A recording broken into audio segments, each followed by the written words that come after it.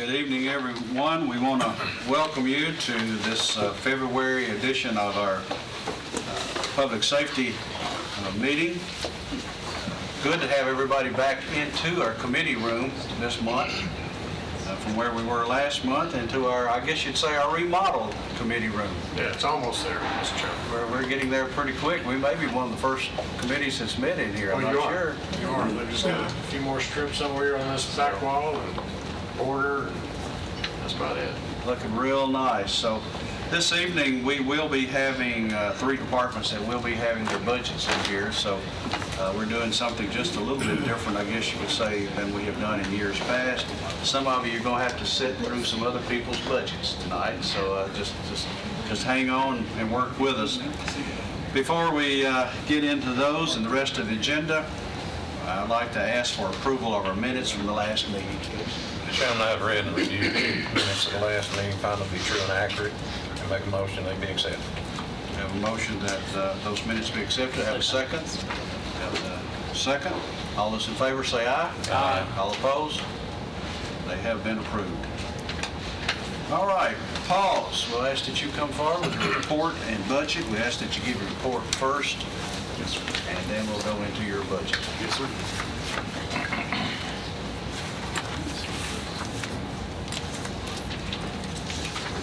So for the month of January, we had 464 animals that came into the shelter. As you can see down at the bottom, the live release rate for dogs was 95%, cats was 96%, and overall, when our wildlife were included, was 93.5%. You can see on the second page that we handled 1,590 calls for the month and the breakdown of the jurisdictions there, and we traveled 11,829 miles. On the fourth page of that report, you'll see our year-to-date statistics, and the main thing I just want to point your attention to is our live release rate is 90.8% for the fiscal year. There is another report. Dogs and kids. Yes, sir. That's everything. There is another report that is attached to your iPad that just says stats. It should look like that. The mayor asked me to bring that. This was something that we send our data in, our cat data into an organization called the Million Cat Challenge, and we send all of our data for dogs and cats into a database called Shelter Animals Count, and they take and look at that data and whatnot. They requested our data for 2019, and it sent this back out for cats, and the mayor asked me to bring it for dogs as well, just for you all to be able to see what our live intakes are doing, what our live outcomes are doing, and what our euthanasia rates are doing. And I went back and pulled the data from 2012, and you can see in 2012 for our cats, we euthanized 2,905 cats in our shelter. In 2019, that number was reduced down to 177, and we still saw an intake increase of about 150 or so during that same time frame. For our dogs in 2012, we euthanized 1,518, and in 2019, we euthanized 186, and our intake for them remained relatively flat. So I just wanted you to see the things, the programs that we're doing, the surgery programs, the trap neuter release, little things that we're doing in the shelter that you all don't know about, our stray out program, things like that, that we're really putting a focus on decreasing the number of days an animal stays in our shelter and trying to fast track those out, and how that is giving us measurable results. Very good. Congratulations. Any comments, anybody? You're doing a very good job, Mr. Chairman. You can see those numbers, how they've dropped years ago. I remember when I was on the commission, we went through 3 incinerators in a couple-year period of time, just burning them up with the number of carcasses that we were euthanizing, and so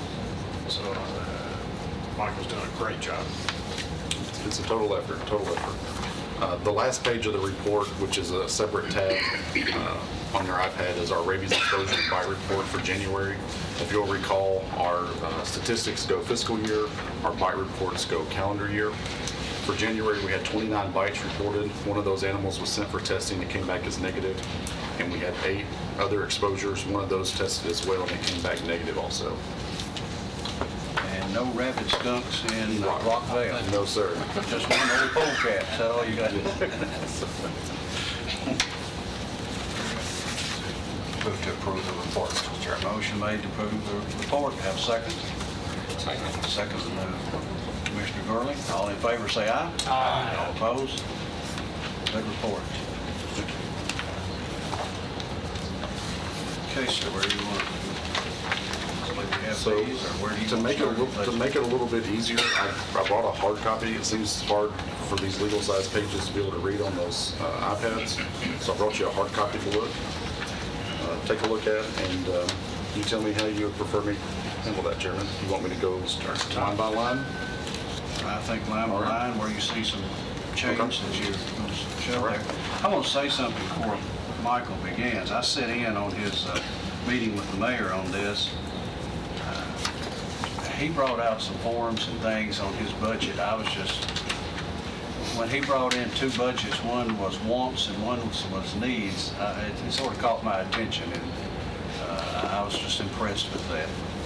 Mr. Chairman, let me say one thing. I know we usually start a little bit later by bringing the budgets to the committees, but Mr. Chairman, Budget Committee, what I'm asking every committee to do this year, instead of just punting the budget and sending it on the budget, say, move to pass it on the budget, I want all the members of every committee to actually go through the line items and look at what we're sending, because everybody has a stake in this. All the commission has a stake in this of setting tax rate or not setting a tax rate. So I think it's incumbent, instead of putting all the weight on the budget committee, to make that final decision, because we're all in this together.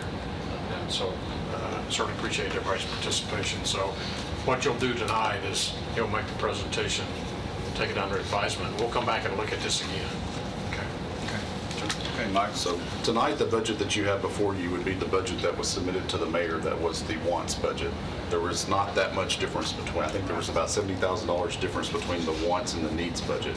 But I believe we were asked to bring the wants That's budget correct. to this committee. So if you'll just start there at line 101 and 105, those figures are provided by finance. Line 164, the majority of that figure is provided by finance as well. However, we have asked for the increase of one position in this entire budget, which is for a volunteer coordinator for the shelter. Last year in our wants budget, the volunteer coordinator was included. Right now, those duties are being handled by our public relations specialist. So she's trying to do PR and trying to do volunteer work, and both programs are suffering as a result. A shelter our size should be having 10 to 30 volunteers per day coming in. We're not meeting that number. We're not retaining the volunteers that we have, and I want to put a special focus on getting those folks in there. We've seen our number of volunteer hours go from around 500 down to around 350 to 400 average per month. So if you start looking at that, that replaces two to three full-time employees every month. We should be looking at replacing 5 to 6 full-time employees with the work they're doing per month if that program was ran a little bit better. Line 169, our part-time personnel, the increase in there is no new positions, but what it does with our part-time staff is it puts them on the salary table. So that way they're given increases based on the number of years they've been with us. They haven't had an increase that I can recall. I think we haven't done one in 2 to 3 years. So this puts them on that table and sets them up kind of like our full-time employees, so they would have that automatic step if approved every year. That's the part-time 169 that you Yes, sir. just mentioned? Yes, sir. Are those the new positions that we created this past year? No, sir. Those are just our part-time folks. The ones you're talking about, the full-time kennel attendants, they come out of line 164. Okay. Out of 169 is going to be all the remaining part-time kennel attendants. It's going to be our part-time admin assistant, which assists answering our phones during busy call times. It's the part-time staff that help at the adoption desk and the receiving desk, and it's also the part-time vet assistant that assists docs with surgeries. So there's several positions lumped into that figure there. Line 186, longevity, is provided by finance. Overtime, we're not asking for an increase there. Line 189, that's the line that both the veterinarians are paid out of. That money there is the one we've been amending constantly over the last couple of years because of that vacancy, but we do put that money in there and still have that position posted to fill, and we amend out as needed. As you look down at those 200 lines, those are all going to be provided by finance. They send out a calculator, and we figure that based on what the salary numbers are. If you go down to line 304, that's going to be the next line that has a change there. We put $3,000 into that line to be able to hire somebody to come in and go ahead and start the process of an HVAC redesign for our building. As some of you all will recall, back when they built the building, they put the wrong air conditioner on there to start with, and then it got replaced with the correct one. That correct one now is in the neighborhood of 13, 14, 15 years old. And being at maintenance, it said all along that should have been designed, instead of having one large unit, it should have had two smaller units. And we've had to put quite a bit of money during my time in there into that unit. And we're getting to the point to where we need to start going ahead and thinking about what's going to be our long-term plan on going back and redesigning some of that ductwork and putting in those two units. So it's not actually doing the work of replacing the units, it's just getting the studies done and the plans drawn up. Since what I recall, we did do some redesign on I don't believe we did on that one. It may have been before my time. it. That may be, but we had a problem with the air circulating in the kennel versus the front. That's when, I think that was when they had installed originally, I think a train unit was my understanding when they built the building. And then I think the PBA came back and they worked and got it to where that was pulled out, and this one that we have now was put in, which is an Aeon unit. Okay. They're about the only one on the market that does the fresh air exchange that we need. So when you think about it, your unit at the house, it turns on, once the thermostat gets to a certain temp, it turns back off. Well, this one does that as well, but there's constantly air circulation. So it basically runs 24 hours a day, 365 days a year, constantly turning over that air. So it never shuts down. When it does, it's broken, and that's when we have to call somebody in to repair. Let's see here. Looking to see what changes. Line 320, a little bit of extra money there for dues and memberships in anticipation of bringing on a new veterinarian. Line 330, this operating lease payments is where we pay for the enterprise lease vehicles. In this budget, we're asking for 5 new vehicles. We have 12 officers. We currently have 11 vehicles, one of those being one that has a bad transmission, and I can't bring myself to put $2,000 to $4,000 on a 200,000 mile vehicle to get it back in service. What this $75,100 figure does is it pays for the vehicle that's currently on order for the lease for the entire year, plus it gets 5 new vehicles on order, and it includes 6 months of the cost of those. When we order a vehicle, the chassis usually ships within the first 12 to 16 weeks, depending on production. But what happens is the units that go on the back take a much longer, they have a much longer lead time for us to get those. So when we think about ordering a vehicle, and we have one currently in this year's budget, I may not get it until May or June of this year. So we're having to project almost a year in advance, Those are fiberglass. those fiberglass units. So what we're doing here is, based on the age of our vehicles, this gets every vehicle that currently has 100,000+ miles out of the system. We have 3 or 4 that are in that 180 to 200,000 range right now. This gets those out of the system and gives us one spare. These vehicles, when we lease these vehicles, we have to pay half of the cost of the unit up front. So that's why it looks like a significant figure, and it is, because we have to pay about $10,000 per vehicle up front to pay half of that unit based on that lease. That number would go down in subsequent years. So that would get us back in shape vehicle-wise. Line 334, a little bit of an increase there due to the new officers that we added last year. Our Chameleon software, we have to pay based on the user of that, so it's going to go up a little bit. Keeping building maintenance the same. Decreased vehicle maintenance a little bit. Hopefully as those trucks come in, that will start taking that cost down. And I anticipate that if we get those 5, it would go down more significantly than that, but being that I may not get those until April, May, June of next year, we have to budget for repairs basically the entire year. How are those vehicles used, like the new leases that were coming in, are they parked there on the property, and Yes, sir. as we get calls, we go jump in one and take off? Well, they're typically on the road. Whatever officer uses that vehicle, their shift starts at 7:30 and it ends at 1800. They're gone all day in that vehicle. Now, we do have, we have first of the week shifts, we have end of the week shifts, but they do also overlap. So that's where we have to have the certain number of vehicles to have everybody have one. Right now, we have several folks that are having to share just because we don't have enough. So they're constantly moving equipment back and forth. And then you're putting more miles on that vehicle because you're running it twice as hard as you normally would. As you can see from our report, just for the first 7 months of the year, we ran 92,000 miles. So we're putting about 160 to 180,000 miles a year on those vehicles. And January is typically a lighter month for us because it's cooler.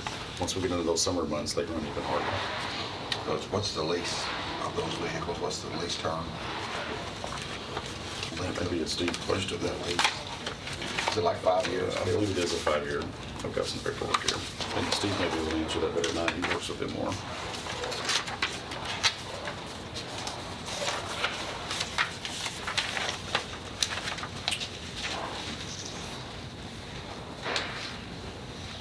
$60 months, yes, sir, 5 years. Okay, so it's a 5-year vehicle, and since they're all new vehicles and we paid so much up front, what will that line item look like next year? Roundabout. Well, just the 5 new trucks, us having to pay half of that bed cost up front is around $9,600, $9,700 times 5. So, you could say 45 to 48,000 less because you're not having that upfront initial cost. Next year and the next 4 years, actually, that should be, instead of 75, it should be 25, roundabout. Ideally, yes, but the problem is going to be, is, as you know, those trucks that we don't replace, they're continuing to add miles, and then we're going to have to start slipping those in there as well. I think where we're going to be getting to the point is that we're going to get, once we cycle through all those, I think what Enterprise envisions is about every 5 years, they cycle out, a new one cycles in, so we're constantly replacing with better fuel mileage and those type things, and less maintenance costs, so that it actually pays for I itself. think that's the biggest thing is less maintenance cost, safer vehicles with all the new safety, lane change warnings and things that they're putting on these vehicles today. But we've been averaging, just like with the Sheriff's Department, Sheriff, we've been averaging about $1.2 million a year, every year, with buying new cars for the sheriff. So they're coming in, and what we're doing is saving on the maintenance and wear and tear on those vehicles. So that's what this Enterprise lease is doing. It's replacing that whole fleet with newer, more improved, less maintenance vehicles. And The concept is great, and the idea is good, and I'm glad to see us doing that, but I guess my question is, what does this look like in the past, and what is it going to look like in the future? Are we actually going to be saving money long-term by doing that?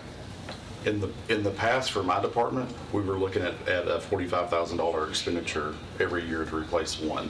And we're to the point now to where we really needed to be coming in. If we had not gone with the lease, I really need 3 to 5 new vehicles. So you start taking that 45,000, and let's say we did 3, we're looking at what, 125,000.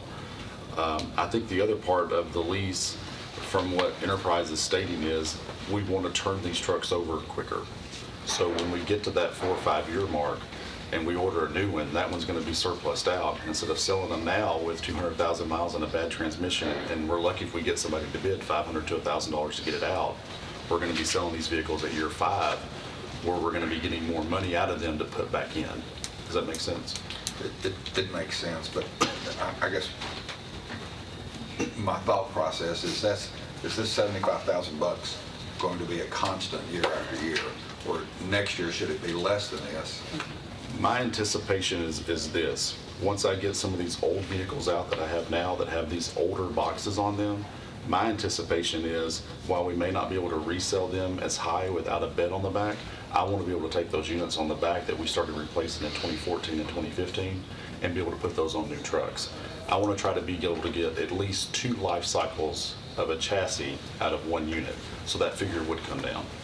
While it may not come down next year, in subsequent years I start seeing that where it could be reduced. We've got to get some of these old units out and get them replaced with the new, and then we can start kind of doing the changeovers. Kind of like what the ambulance service does when they do those remounts. Be the exact same thing.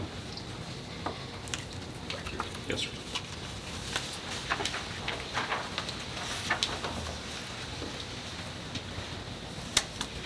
Let's see here. If you go down to line 355, we put this in our wants budget. With these new officers, we're trying to get all of them up and trained instead of limping them along. This $18,000 would be in a perfect world that every one of them gets to go to training next year and be fully trained. So that figure, that's where that comes from.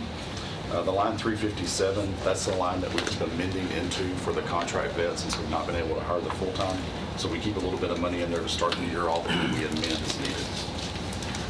On your training before you move on, is that for full-time or is that for part-time? That is for full-time officers, and we started, I think 2 years ago, having them sign the training agreement to where if they leave on their own within the first year, it's prorated for them to pay us back. You see where I was headed.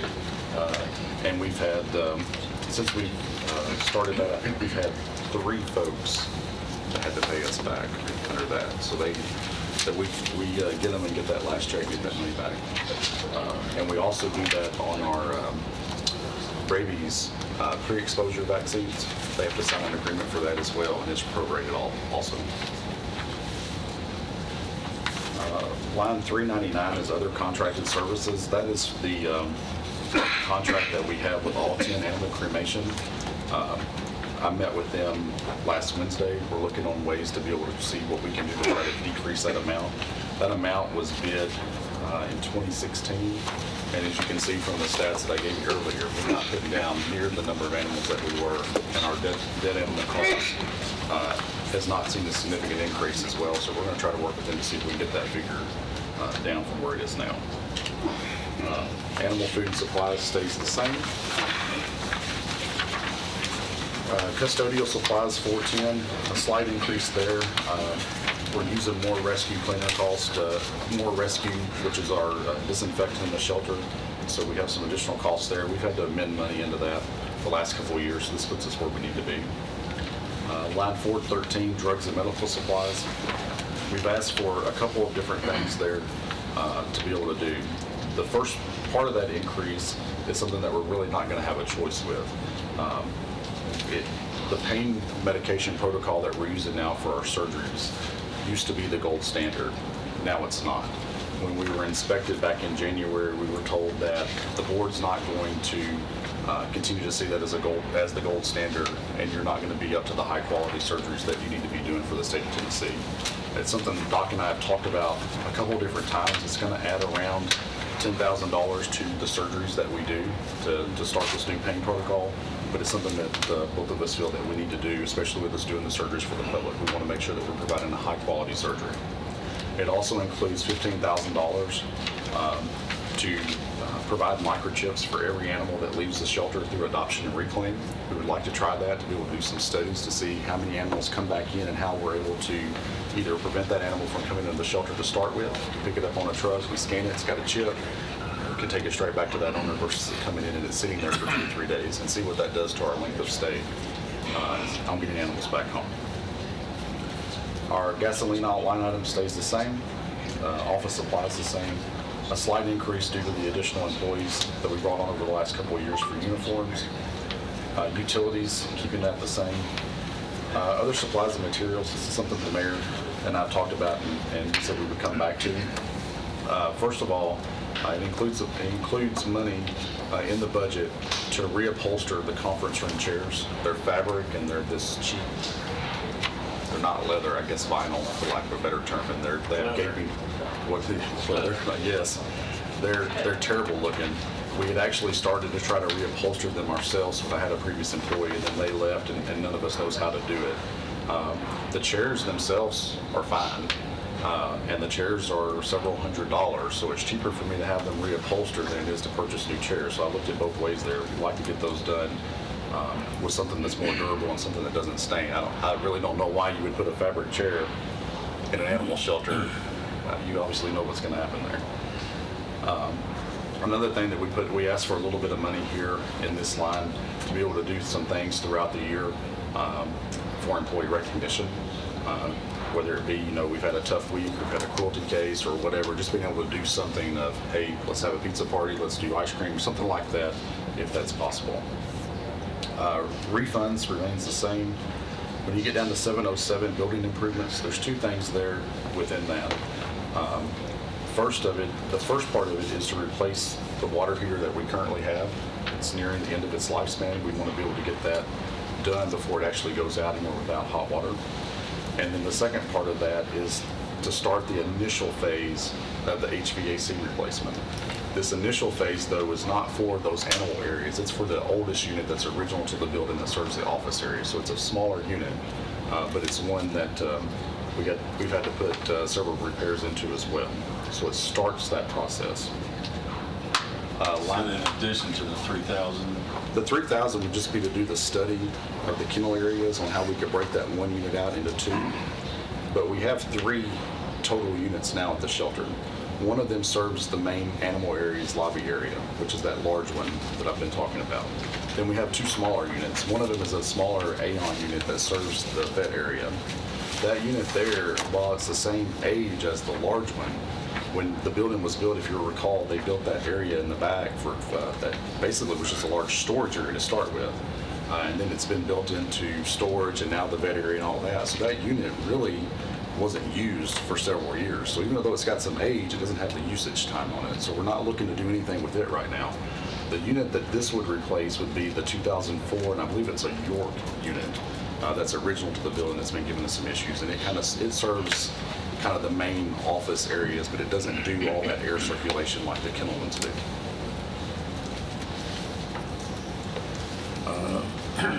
Let's see here. Line 709, a decrease there. If you'll recall, we amended money out of the donation line to be able to put new laptops for the officers. So we shouldn't have to, that money had been scheduled to replace a couple of laptops every year, so we won't have to do that for a while. This is just for general computer replacements or printers if they were to die. And then the last one is line 790. There's money there. If you recall, it would be 5 years ago now, we equipped our officers with armored vests. Those things have to be replaced every 5 years, so this starts the process of that, of the replacement. We have several of those that expire in early 2016, and we did include money there. Our building is not equipped with an AED, and this would include some money to try to get an AED in the shelter as well. So, Back up on 707, the budget for this year is $55,000. yes, sir. We've not spent it. That is the roof. The roof. The purchase order for that has not been issued yet. The contract has been back and forth with maintenance, legal, and the contractor. When I spoke to them on Friday, It's been approved. It's been approved, right? My understanding, I think, was coming to your office today or tomorrow. Okay. So that money will be spent. Yes, sir. Okay. Yes, sir. Yeah, it went through purchasing, what, 2 months ago? I think so. We just had some work on getting the contract worked out. You all had amended 30,000 to that because it was 84.9 to get that roof done. So when you take this budget and you look at it and you subtract out the revenue that we're projected to bring in and you divide it by 345,000 people in the county, it comes out to $5.48 per capita.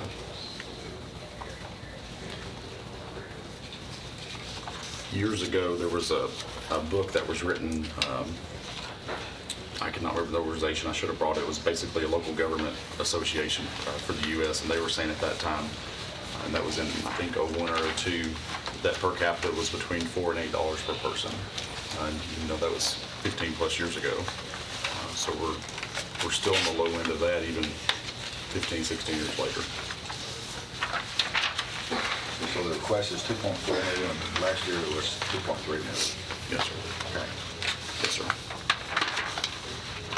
Mayor, if I can ask you, you've gone through this. This is the budget that you're recommending? No, sir. No, I'm asking you to take it under advisement at this point in time. I want to go ahead and get it in front of you before I come back with my recommendation. Okay. And I'm doing that on all budgets. I'm just trying to get us going a little bit faster in the budget process. I'll come back with a recommendation to you, like I said previously at the very beginning. Then just take it under advisement for tonight. I'll come back, we'll view this again. I'll make my recommendations at that point in time. Michael, on the line item 399, other contracted services. Yes, sir. You're waiting for the folks down in Laverne to get back in touch with you. Yes, sir. After our meeting on Wednesday, that was the first time that we initially had spoken to them about it.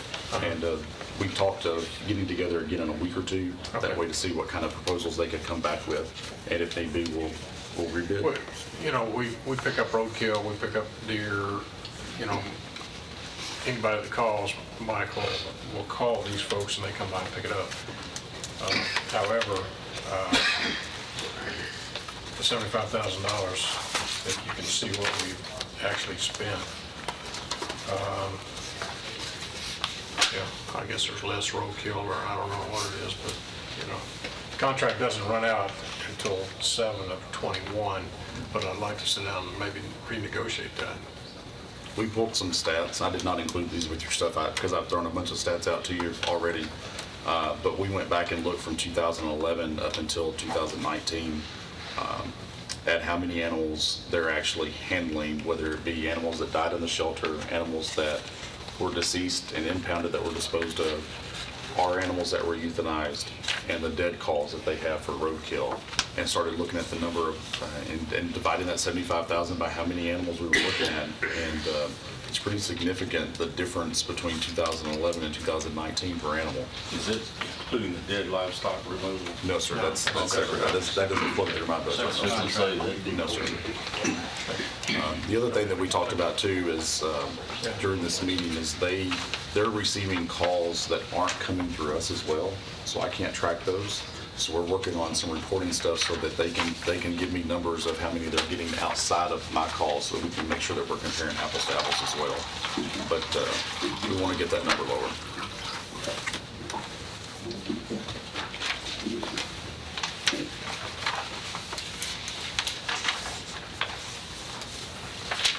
But does that answer your question, Commissioner?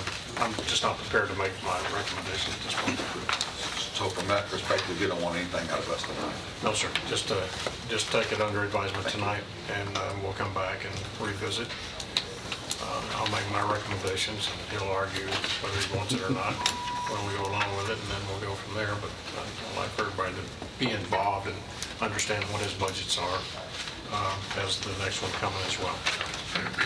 Thank you. One other quick question. Yes, sir. The incinerator cost, which line item is that again? No, we don't have an We incinerator. don't have to consider it. Now, the Well, contract, I mean, the the contract contract- is at a $399, the 75. Okay, I It goes just want to to get the- that straight. Yes. Well, I thought that's what you were talking about. Yeah. I wasn't sure. Well, when you said incinerator, no, we do not have an incinerator, but Right. that's who we pay to incinerate, yes. Yes, sir. Any other questions anybody might have?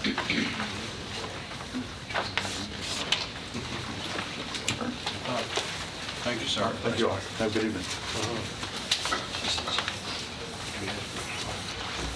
All right, juvenile detention. And we'll start with your report also. Okay.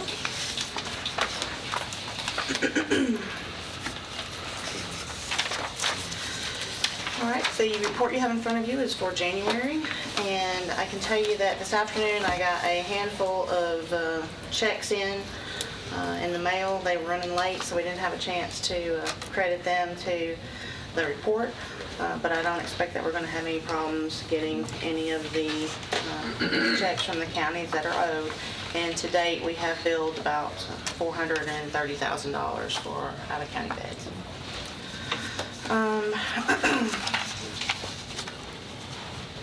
As usual, I'll be happy to answer any questions that you've got. I don't know that there's anything striking for this month, but I will entertain any questions.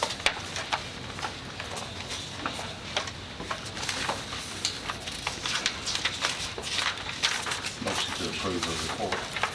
Motion to approve. Have a second? Second. Have a second. All those in favor, say aye. Aye. All opposed? Report has been approved. I have also done a wants and needs budget. Both of them are basically continuation budget. There's not really a whole lot of new money involved. I will go over the wants budget, as I think that's what we've been asked to present tonight. Overall, this budget is a 0.5% increase over my existing budget. The salary line items, which are the 101, 109, 110, 115, yes. There's nothing under the department request column. I didn't think we were doing your budget tonight. Oh, no, I can wait. Okay. It's great, you'll love it. I just didn't think you'd go all the way through. Never mind. Good start. So if the mayor doesn't want your budget tonight, we don't have to have it. We're trying to lock them up so you're not covered. Yeah, I'm not trying to, make y'all stay here forever and have to work. Okay, it was in here, and that's what we were, Yeah, I don't know how that got there. It's not on the agenda. It's just a report. Thank you. okay? All right, thanks. We'll let you go. For a later time. Okay, thank you. Correctional Work Center. Now this budget's here. Now, you won't be that lucky. You're not gonna be that lucky. Afternoon.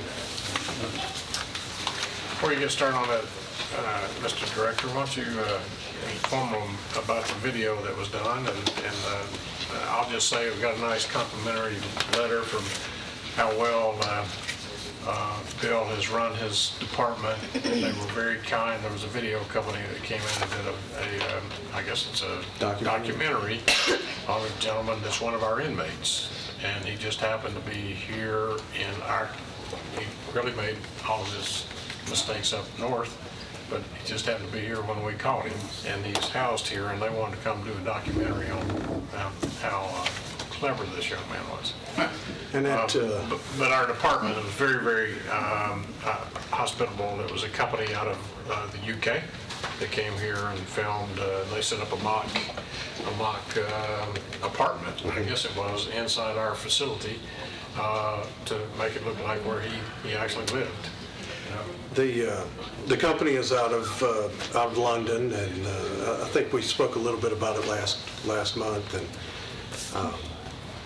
it was an interesting 4 days, that's for sure. The staff was really accommodating. All the inmates got involved and helped out, did some extra cleaning, and but it was a full crew there, full film crew, and we had a producer there, a director there, lighting, sound, the whole bit. They had a prop company come in and set up a room that looked exactly like this kid's apartment in New York, down to every little detail. The big reveal is going to be the interesting part when they reveal the fact that he's still incarcerated and not free on the street, but I'll leave that for when they debut it. I just want to say thank you to you and your staff for representing Rutherford County. Well, and I appreciate that, Mayor. And at the same time, these are people that have filmed several large documentaries like Lock Up USA, and they've been in and out of high security prisons all over the world. And we got some really nice compliments from afterwards, and it'll be interesting to see how it turns out. Really will. So I have our normal monthly report, and I also have and I'm not sure, I hope you all have that on there, but we've got a budget amendment there too. I'll start with the normal report, and if you all would like me to do the budget amendment before we go into the budget, it will definitely have an impact on the actual budget. So that's the biggest thing that we've been working on for the past month, as far as administratively, has been that documentary. Like I said, it went really well. Work crews are going great. If we'll flip over here to the Work Center work release program, it's we couldn't ask for any better. Our work release program stays full. We're sending all these folks out to work in the community with our partnering companies, and they're paying all their fines and fees and housing and paying for their own GPS tracking and sending home money home to their family and children, and that's kind of the culture that we want to promote with our incarcerated is to be more responsible when you get out, because these guys are they're not going away for 10, 15 years. They're going to be sticking with us for the next couple of years and going back into our community, so it only behooves us to teach them the right way of doing things. The next one would be the Correctional Work Center report, the yearly activity report. If you'll take a look at that, that's just our normal totals. And then our worker report, you can see that we've got total combined savings this past month of approximately $117,672 using inmate labor throughout the county with the different municipalities and agencies. Over on the state litter pickup for December of 2019, as you know, we're working on the interstates now. That is a huge undertaking, but we're getting it done, and as you can see, that's that revenue down there is $6,277 for the past month. If you look back over the past couple of years, around the same time, you'll see that number is about a third of what we're doing now. So $6,000 is pretty good. And that is our report, and next I have that budget amendment request. Let's approve your report first. Does anybody have any questions on the report? If not, I'll take a motion on the approval of the report. Move to approve. Have a motion approved. Commissioner Rather, have a second? Have a second? Commissioner Phillips, all in favor say aye. Aye. Opposed? Report is approved. I believe you have a budget amendment. And we do have what I would like to mention, our first budget amendment in nearly 3 years. But this is hopefully to save money and not spend any extra. What we would like to do is we have identified that in this coming year's budget that we are going to have to do some major upgrades with our camera system at the work center, to the point that we are using outdated equipment and analog equipment now that they've switched over to digital. And what we're going to have to do at this point, because a lot of the tech that it takes to run that is obsolete, and we're really scraping by on that. We're going to have to upgrade that, and that's going to be about $100,000 to upgrade it. And that will allow us to be able to, in the future, go to digital as opposed to analog cameras. Right now, our cameras are analog, but the new system will pick up both analog and digital. And then along the way, as those cameras go out, which I don't want to replace any analog cameras unless we have to, because they do last a while. And but as they go out, we will then replace them with digital, and we'll be able to make that go seamlessly with the new system. So what we had was, at the beginning of the budget year, we had set we'd asked for $100,000 in hopes that the governor would match that for a mechatronics program, if you'll remember. And that's kind of been put on, obviously, his back burner because there are a lot more important things going on in the state. So that money has sat in that account for all year.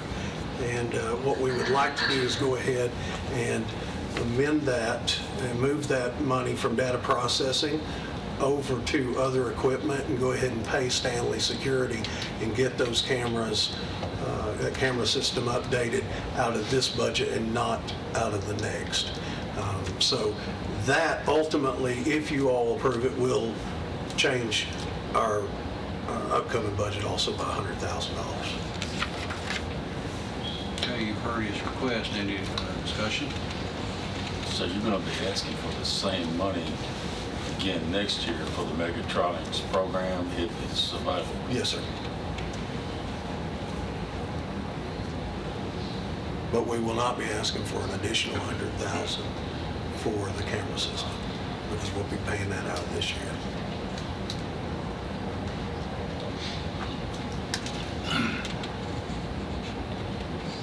The vendors you get from MIP and all that, right? Tells. Yes. And this 95, is that gonna upgrade the existing? I'll listen to what you said, I just had sunk all the way in. Not the cameras. Not the cameras, the operating system that controls those cameras. The recording system. And that will also, as we have, I think right at 3 to 4 months of recording time now, this new system will give us 13 months. So if an incident happens, we can go back 12 months from then and have that still on the DVR system.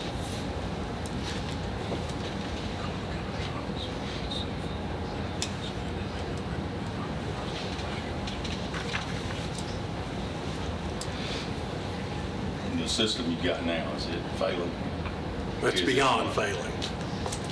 It was failing when they put it in. I think we talked about this last year, didn't we? And we upgraded the control system. Control, right. And we did not know that we would be in this shape this fast until Stanley got a letter from the company that provides their equipment and said, oops, we're sorry to tell you this late, but we can't replace any of these things. So, I mean, that's just with a lot of It is. electronic stuff. I mean, you can no longer get the part. The part is just simply no longer being manufactured. Can't get it. It's not a matter of how much you're willing to pay for it, it's just not available. that's right. Well, do we have a motion or? I'll move to approve this. I'll second. We have a motion that's made, Mr. Vernon, a second by Commissioner Phillips. And a question. And a question. If you're going to put back in the $100,000 for the, Mechatronics. yes, thank you, mechatronics, and it doesn't come through next year, are you going to spend that $100,000 for something else? It's a concern that I've got. You know, we've approved this for one particular thing, and we're not spending it for that, but you're spending it for something else. I don't know how many of you have been around as long as I've been around. None of you have, I don't guess, but we played games years in the past, and we've gotten out of that, and I darn sure don't want to see us get back into that. So let me just ask that question point blank. If you want that $100,000 in the budget for next year for mechatronics, and it doesn't come through next year, are you going to spend that for something else? Not unless we direly need it. And I, no disrespect, Commissioner, but I'm not into playing games either. This is my third year, and this is the first budget amendment I've had. Well, why don't we just wait and put that in the budget this coming year then? If that's what you all choose to do, by all means, we will leave this $100,000 where it's at, ask for another $100,000 to go into it. I'm talking about a potential incident that could happen that we're not going to be covered for. So if that's something that you all as a commission would like to do, then that's up to you. I think the status of this recording system that records all the motion that takes place in the thing, if it breaks right now, it's probably not going to be fixable. So if we can go ahead in March, which is about the soonest we can do it, and get started 3 or 4 months earlier on upgrading this and avoid a potential incident, I think that is a wise thing to do. And I have to agree with Commissioner Phillips. If this comes back in, and I see this again next year, I'm going to say, if you put this in here, you just need to turn that back into the general fund, you know? And I completely agree, and so Mr. we're Gurley, gonna- and I have always turned everything back into general fund. But I That's think- never been I'm not that, that guy that spins willy-nilly. I think right now, the sooner we can get onto this, the better off we are to avoid the potential issue. Mayor? Thank you, Mr. Chairman, members. Last year, actually, I approached Director Cope about putting in the mechatronics program because we're doing it in Tissue, we're doing it in Modelo. Thought this was a great opportunity to, if we could get the $100,000 for equipment and actually put it in there. We were excited about it. We're going to be working and maybe pick up 4 or 5 and talking to the sheriff from his facility as well to get them trained and get them back out on the job market with some type of trained skill set. We actually went down and met with the governor, and of course he had only been in a couple of months when we approached him. We left the Capitol feeling good about it, but as you know, things happen in Nashville and other things get in the way and take priorities. So that's why we convinced you last year to put that into the budget. I just shared with Chairman P that I was, before I come back with my recommendation, I'm going to call the governor's office and see if there's an opportunity for possibly getting that mechatronics, that grant this year. If not, then I'm not going to make that recommendation going into the July budget, 2021 budget. I won't put it in there and ask him to, that won't be my recommendation to you. But when the gentleman came to us at the board meeting from Stanley Security, he told us about the cameras. I'm more concerned now about us not getting something recorded on these old analog cameras or in this system. The cameras are still good, but not in, if that system goes down, like you talked about, Mr. Gurley, that we need as much evidence and footage for any incident that may occur because it prevents a future lawsuit. So that is my recommendation to you tonight, is to go in that direction. Thank you. Yes, sir. How would you say the system was? It's the same one that they put in 2008. Okay. And how far can you record now? About 3 to 4 months. A lot of stuff don't come up till 6 months later. Exactly. That's why this one goes to This one goes 13 and 13. impressed me that we could have that much footage to go back and in the event that somebody came through with some allegation. No, that's, you're going an extra month for legal reasons on top of that. Yes, sir. Yeah. And unfortunately, we've been there, done that. Oh, yeah. So, Any other discussion? I've got the same reservations that Jeff's had and what he threw out there, and I've seen where we've allocated money. And, I don't think this you know, is a switch. well, and I'm not saying it is. I'm just saying I know exactly where you're coming from. You and I both seen it, but we got a different thing going on here where we've got some liability if we don't get this found. As much as I dislike, having to go add $100,000 to a budget there, I can see one lawsuit could definitely slam us for $100,000 or more. I'm satisfied with the answer. He did good. Yeah, I think he did too. Thank you. And not question you at all when I say that, I hope not. but we've seen this in the past, and that's. I have too. Yeah. So having said that, I'll make a motion that we. We already have, You got it? we have a motion and a second. We're just waiting to vote on it. I'll be quiet and let If you everybody's call that. satisfied with the question. Madam Secretary, call the roll. Commissioner Payne, Yes. Commissioner Sharino, Yes. Commissioner Rather, Yes. Commissioner Gammon, Yes. Commissioner Phillips. Aye. Commissioner Gurley, Yes. and Chairman Reed. Yes. Okay. Now, I have your budget on here.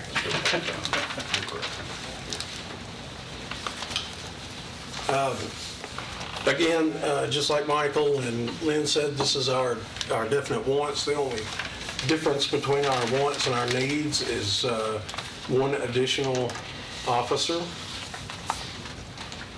And we can start up at the top, and you can see that 101 down to 162.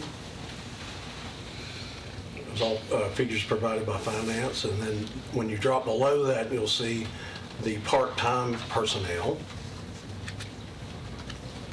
We have doubled that for the reason that historically, the work center had 2 employees that were part-time.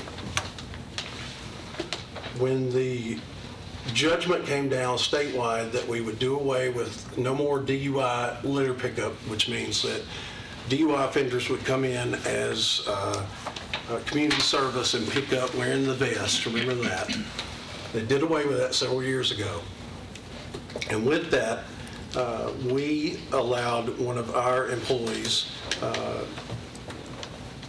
to be transferred over to solid waste because we didn't need that person taking out those inmates anymore while they were civilians doing community service. So that position and the chaplain's position were those 2 paid positions out of that part-time money. And in our budget, like many others, it's not a position or a number of positions, it's an amount of money. Well, over the years,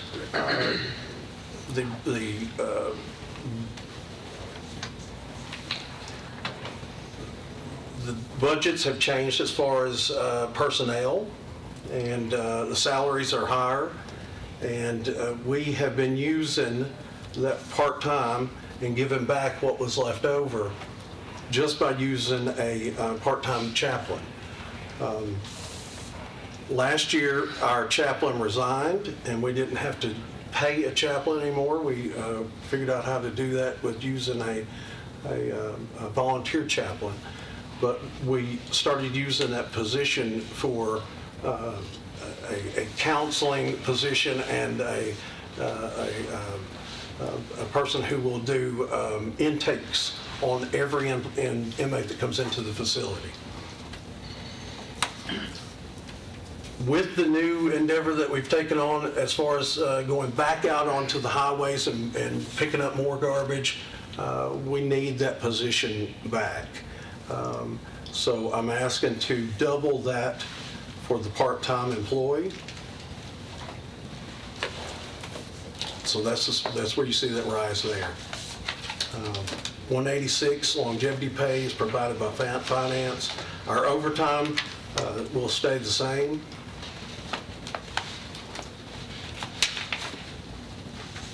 Board and committee members' fees stayed the same. We're looking at decreasing our in-service training. Most of the correctional training that goes on in the state of Tennessee for local jails is done within our facility. People come from all over the state to take our classes. With that being said, we don't have to send as many people to other facilities or across the state or out of town to get training. So we're looking at decreasing that by $4,000. Social Security provided by finance, pensions finance, employee independent insurance by finance, disability finance, unemployment finance, and then go on down to communication is going to stay the same. Our contract with private agencies, which is our contract with the Doors of Hope program, that will stay the same. We no longer use that 312 because that was a grant, and the line has not been taken out of there. Also, 312, 14, and 16. Dues and memberships, we're going to decrease that by $700. As I told you last month, that we were going away from the American Correctional Association. We're staying members, but we are not going for the accreditation anymore. So therefore, our facility membership, we won't have to pay for. We're looking at decreasing evaluation and testing. The evaluation and testing was once used for the portable x-ray machines that we would come in and x-ray inmates for contraband. Now that the Sheriff's Office has an x-ray machine, the Sheriff's been gracious enough to let us come over and use that anytime that we want. So we've cut that what was normally an extra $500 a month out. So we're going to decrease in that line. We're going to decrease our maintenance agreements by $1,000. Maintenance and repair services to the building will stay the same.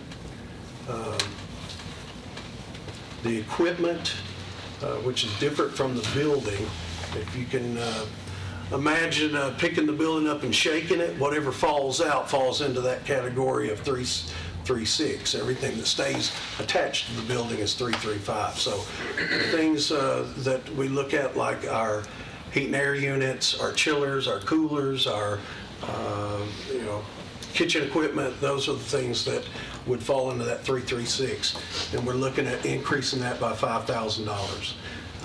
This last year, we not only do all the meals for our facility and juvenile, but occasionally we will have to do it for the Sheriff's Office if they need to do any kind of repairs to their food service area. So at some point, we're going to have to look at replacing some of those items of equipment there.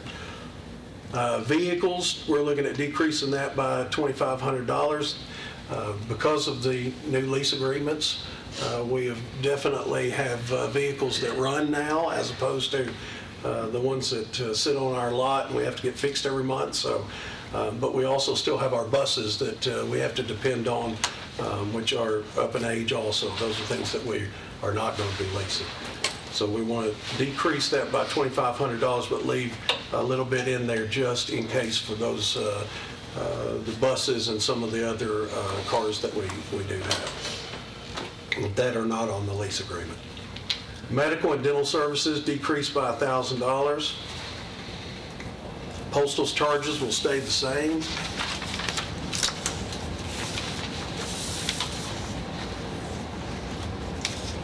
You'll see those 3 travels right there are old lines. They're no longer used. That was used for a grant. Other contracted services where you'll see one of the biggest increases, and that's by $60,000. That includes our food service, which went up for the first time this year in 3 years at least. I've kept those numbers down for the past 3 years, and now we're getting the first increases, which is about 8 cents a meal, which is still not that bad. That also includes Dr. Rudd services, our medical, Corson, our fire and safety, Max Shred, Scott's Portables,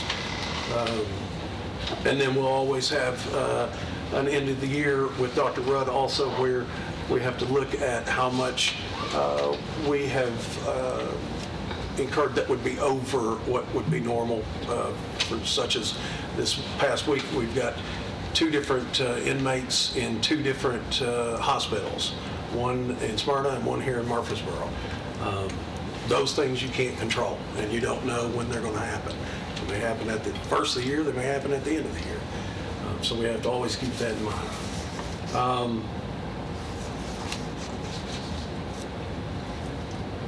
401 animal food and supplies. This is going to be the first year for our K-9 unit. Last year, Michael Gregory was very helpful and gracious enough to pay for all that dog food and any kind of shots and care that we needed throughout the year. And this year, we're going to take that on ourselves. We will still be using our county vet to do the work, though. Custodial supplies will stay the same. Data processing supplies decreased by $1,000. Drugs and medical supplies, we're going to increase by $500. We decreased that X-ray by $500. We're going to increase the drugs and medical supplies. Those are our drug test and our nicotine test for inmates that are going out every day and coming back. Equipment and machinery parts, we're going to look at decreasing by $500. Gasoline, we're going to increase by $1,000, just because we're out on the roads more than we were in the past couple of years. Law enforcement supplies decreased by $1,000. Stayed the same on office supplies. That office supplies 435 is through a grant. It's no longer used. Looking at prisoners' clothing, we are very caught up. Every year about this time, we start looking at what we need to replace or what we need to repair. And we're really doing well this year, so we're going to decrease that by $2,000. The new clothing that we've ordered within the past few months is going to take us through the next year, hopefully. Uniforms for officers, same thing. We're going to decrease that by $2,000. Utilities increased by $25,000. And we've, if you'll take a look there at current year actual, and you broke that down, you'd see that we're going to be right down to the dollar this year. So using more parts of the building for programming that's going on at different times of the day, we'll be using more utilities. So that's what we're looking at increasing on the utilities.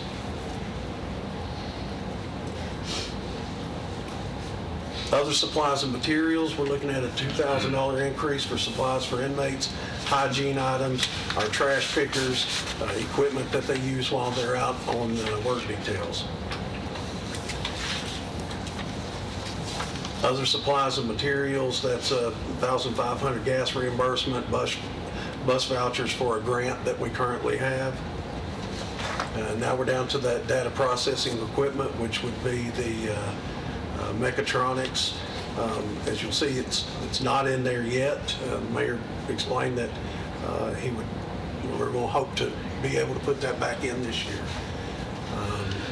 Going down to the other equipment where you'll see $110,000. That's for the Stanley DVR that we just had the discussion about, which if the amendment goes all the way through, that won't be in there. So you're looking at it'd be somewhere around $8,000 to $10,000 that we want to buy a new trailer for litter pickup. We're currently using one of Mac Nolan's, and eventually when he hires somebody, we're going to have to give that back. And we've got our new vans coming, so it'd be nice to have that to go along with it. This is a custom-made trailer. We couldn't find one like Mac had, and it was custom-made to put the porta potty on the back. We'll have it well lit because you now have the contract with TDOT to start doing the interstates. And I want to make sure that our people are protected out there and have lots of lights and stuff on it. So this is a custom-made. The place out in Chairman out in Rockville is going to make this. Nobody else had one anywhere close to this. We spoke to, I think, 3 different companies, and they either said, we don't have the time to make it, or we don't know how to make it. So the one that Mac had made for him a few years ago is, we'll go with something similar to that with the same company. So if you take a look at that bottom line there, you'll see that it's, what, my short mountain math is not working out so good, but we're only talking about a, 0.9% increase, something like that. I've got a question. Have you got more than one dog? We've got one dog. That's it. Do you not think 5,000 is a little The numbers that we got from Michael Gregory were 3,000. The 2,000 is if we have to have any emergency vet visits. And we also talked with other K-9 officers throughout our area and the state. So that was their suggestion. Don't tell Ranger what she's getting. I'm trying to remember, does the dog belong to the county or does it belong to a person? It is. It belongs to the county. It was a rescue. Yeah. I just couldn't remember. I thought we picked that dog up somewhere. Someone picked it up, but I thought it was his dog and not the county's dog. It was a former THP that, after he retired from THP, dog came with him, and then he took a job long haul truck driving, and the company wouldn't allow him to take her with him, and so he had no choice but to turn her in, and she still likes to work. So immediately we jumped on her, got Bella over there, and she's done a phenomenal job. She has. She sniffs out a lot of things. You know, whatever that is, a $4 million budget, I don't want to nitpick about $5,000, but it seems like a lot of money for dog food, you know. Well, it's not just for dog food. That's her vet visits and her shots, and I mean, we can relook at it. And Yeah, I've got a dog. But you're not gonna buy the cheapest food you can put in for this dog, because if I was the dog, I wouldn't buy anybody for cheap food. I don't either. I'll look at those numbers before I make my recommendation, Mr. Chairman. Any other questions anyone might have at this time? Wow. Mr. Coates is right in front of us. Any questions? Appreciate your time and what you've done there. thank you all. Thank you. Sir.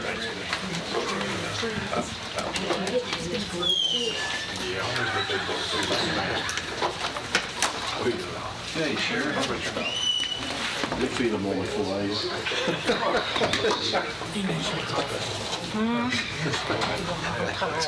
Been a long day.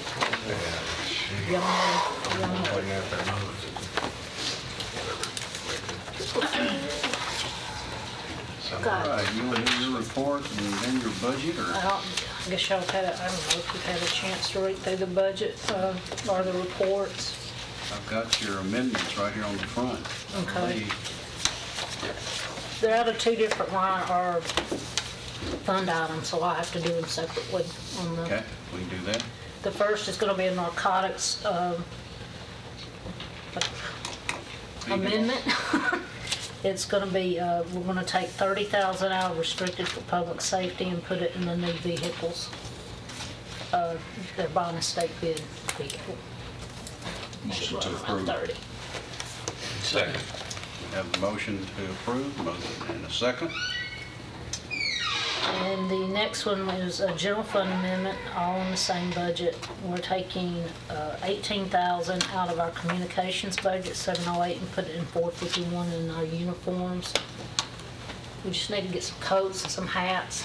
We're getting down to the nitty-gritty on those, and still trying to get SROs dressed in white patrol in the greens and wearing the vest.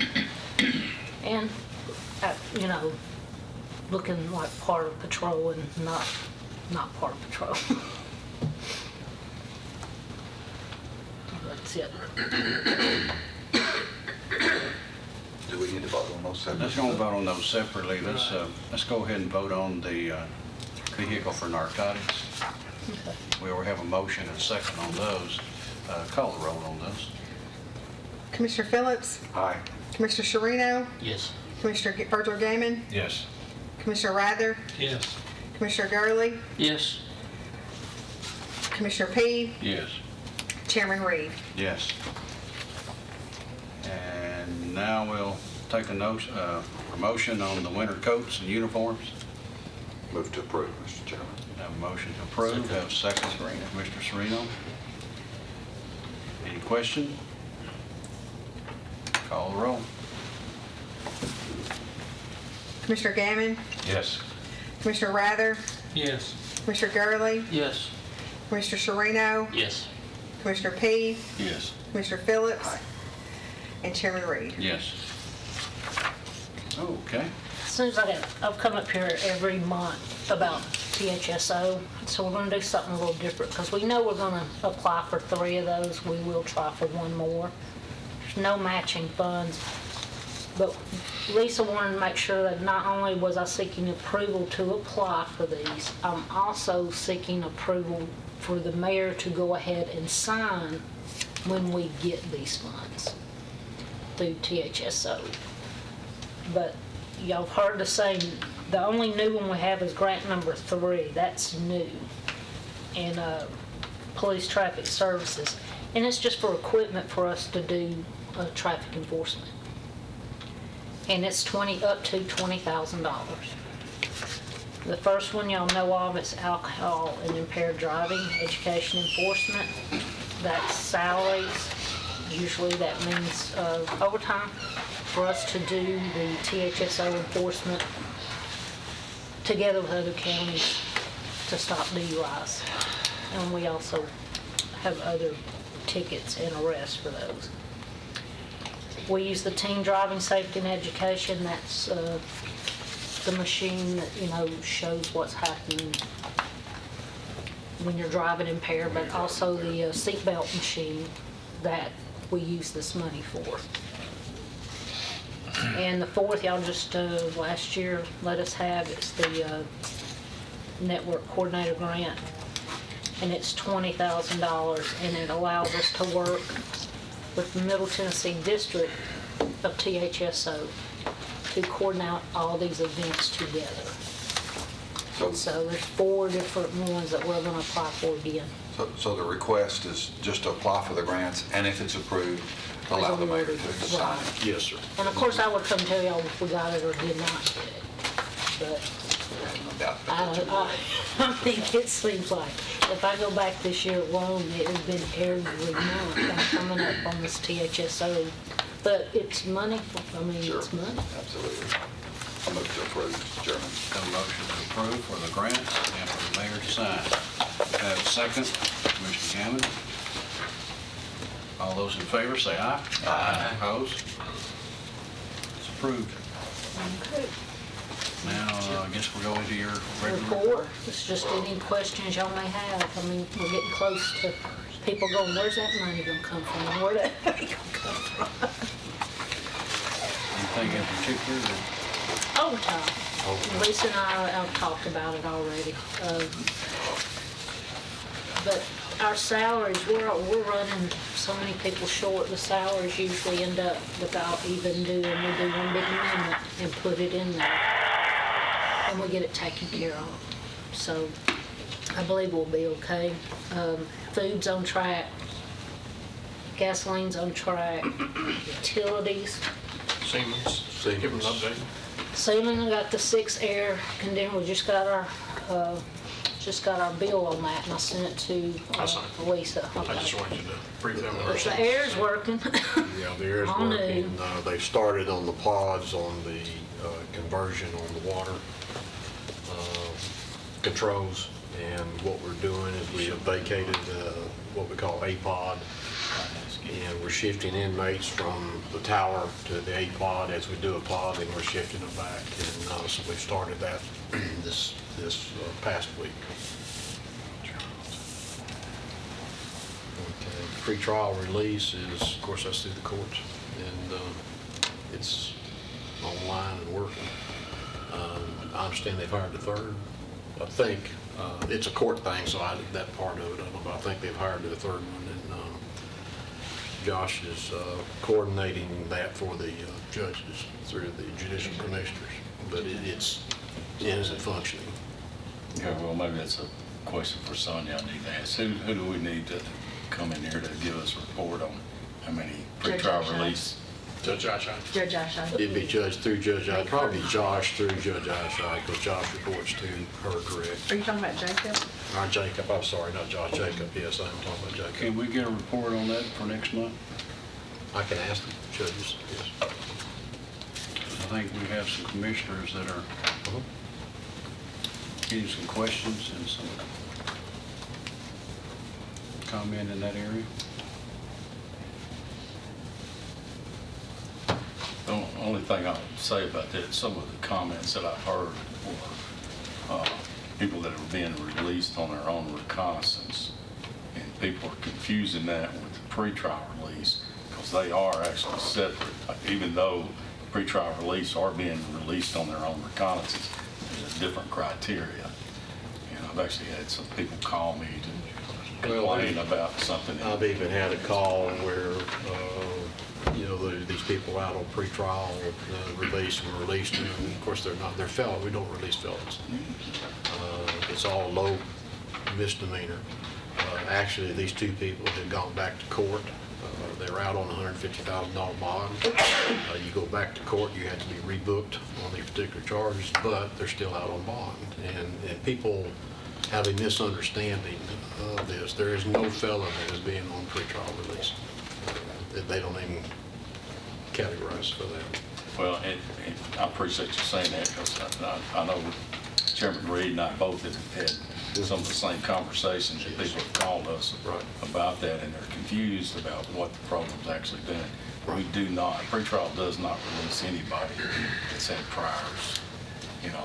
Pretrial doesn't release any violent people. No, it's, I mean, primarily what it is first-time offenders. That is a low offender. It's not anybody that's coming in for the second or third time. No felons, they don't even qualify for pretrial.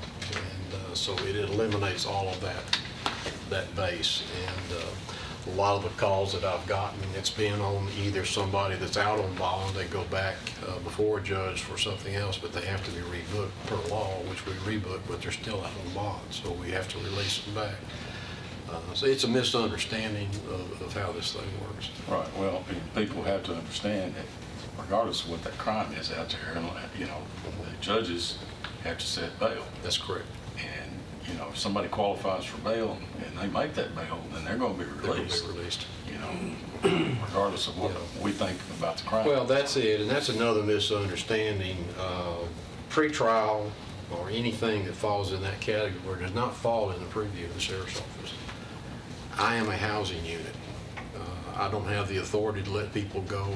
I don't have the authority to make bonds. I cannot even release somebody on their own recognizance. I don't have that authority. Well, I asked you because you're a housing judicial. The judges are the only ones. I'm the hotel. I house them, and that's what I do. So, and feed them. Cooking.com, right? Yeah. So, and that's a misunderstanding too of where the separation between judicial and executive branch, which would fall. Listen, I appreciate it. Thank you. But I will have them here. I think it'd be good, though, has it been almost a year since we're working close to a year since we started that? We funded it last spring. Last spring, yes, sir, we did, and it's probably moving close to a year. We started, there was a time from approval to the point in time when they actually were able to hire somebody. I think initially they hired one and they brought another one on, and then I'm almost positive that Jacob, I think they have either identified or they've hired the third one, so that brings it to full complement. I would just like to see where we are, Okay. how we're doing, where it's going. I'll talk to them. And as Commissioner P said there, out in my area, I'm getting sort of attacked and beat up on that in this little thing called Facebook. Yes, sir. And I've had nothing in the world to do with it. And Yeah, we're all familiar with Facebook. so I think it'd be good if the public That'd be good. saw it here, that what it is all about and where it's going.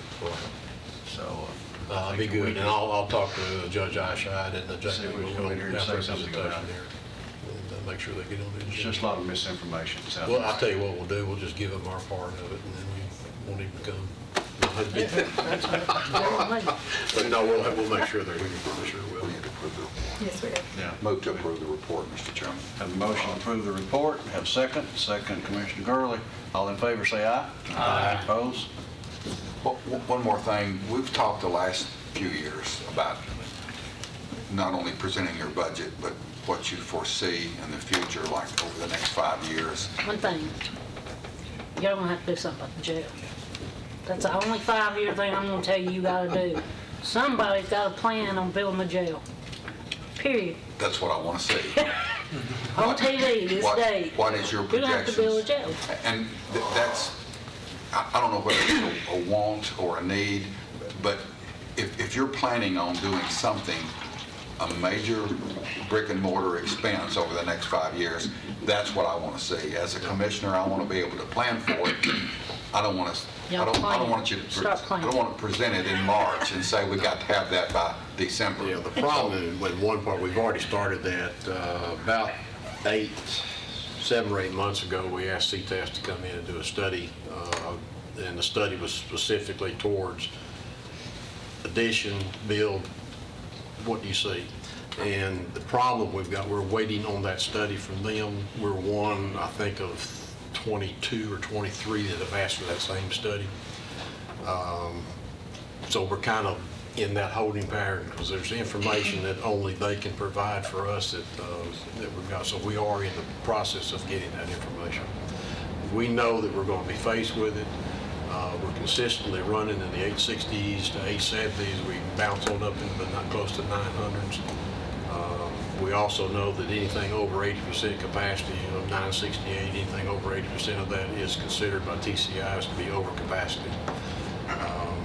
The other problem that we've got is because we are housing so many of people that have to be in segregation, our 2-cell units are now being taken up by one person, and then the other part of it is we've got the mental health part that can only be housed alone.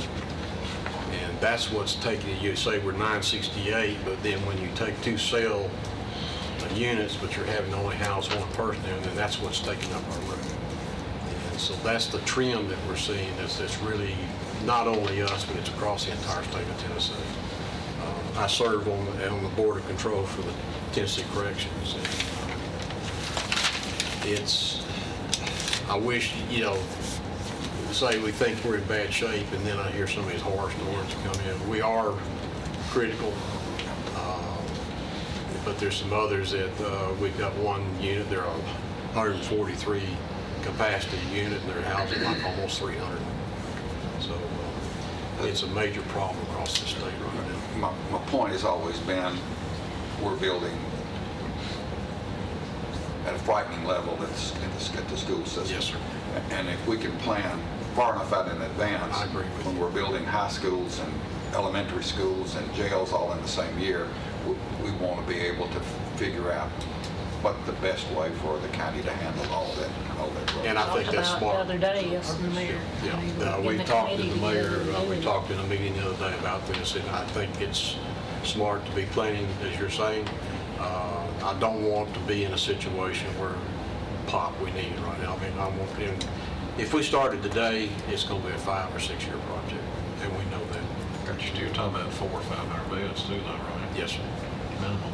Minimum probably. And then you got to look at whether go up or go out. Well, go up or go Go out. down. We know on our particular, because of the way it's constructed, that we're not going to be able to go up, so we'll have to go out maybe and up. But there again, as you well know, the 100-year floodplain, we're going to have to kind of get ingenious on that too. I know from past plans, the only place logically you can go is that upper side, Yes, back toward Russell's. that's correct. You can do a tower there, but if you spread that out, that's not gonna. Yeah. That's not Well, I gonna think work. up in You the don't- parking you don't- lot. Yeah, there's another thing, Commissioner, that we've looked at is the possibility of coming from the tower, coming out across the parking lot, and going towards CID. And then, of course, we have that strip of land that goes back that way. There's another option that, we look at. Steel and mortars, It's border, it's going expensive. it'll be more than a judicial building. Yes, it will. That, and then, of course, the technology of locks and the things that are required there compared to what it was when it was built. Personnel, I think. Personnel, it's, You do it right, though, we can use you less. see, the last CTAS study came out, we're 59 short on personnel just with our existing facility, so. Where's the We tower? do know one thing, Yeah, so, we want to secure the construction site, right? yes. We've learned that from Metro. Yes. I think I would be able to look at both of them. I think you should look at our parking area. Land's so expensive here. You should think about, instead of what we built everything to look alike, which we do, we need to think about using things that go up and not out. Out. That's one of the things we So, started doing on schools. You own the land Going there, up we instead need of to out. use it. It's more secure. Well, it's more secured, it's better utilization of your property, obviously to go up. And the acquisition of land, as you well know, you got a huge investment But that's, before you ever even start the board. you're limited on. But I think there's a possibility, some options. That's why I wanted CTAS, because they do this all the time, is to come in and take that hard look at it and give us at least a direction of where we need to look instead of just shotgunning out. Once we do that, we have that, then the next step we'll do will be coming for you and either looking at a firm, architect, or whatever it takes to do the next phase of that study and taking the steps. So we've been thinking about it. Yeah. And when you go up, it's per square foot as you go up. I know in previous times we've had committees made up of commissioners and we all get together and talk about it. I wasn't part of that then, but I know that's the way it was handled in the past. We need to start thinking that. You know, it's going to have to be somebody that designs this, that designs jails. I mean, this can't be something designed by committee. Well, the state has. Well, what we do on this is, once we get CTAS, this part of it, then we bring TCI in because they've got people who deal with this, and they deal in other locations. And then they can bring their expertise in and give us guidance on who we deal with, who we call in, and what we look at. So there's a lot of expertise out there. We've already called on one side of it. CTAS, once we get that, then we merge that with the TCI and we come together. And so that's how we start this. We've already started that process. Good. Thank you. Any other questions? All right, thank you. Appreciate it. Appreciate you. OSHA. Over to Airbnb.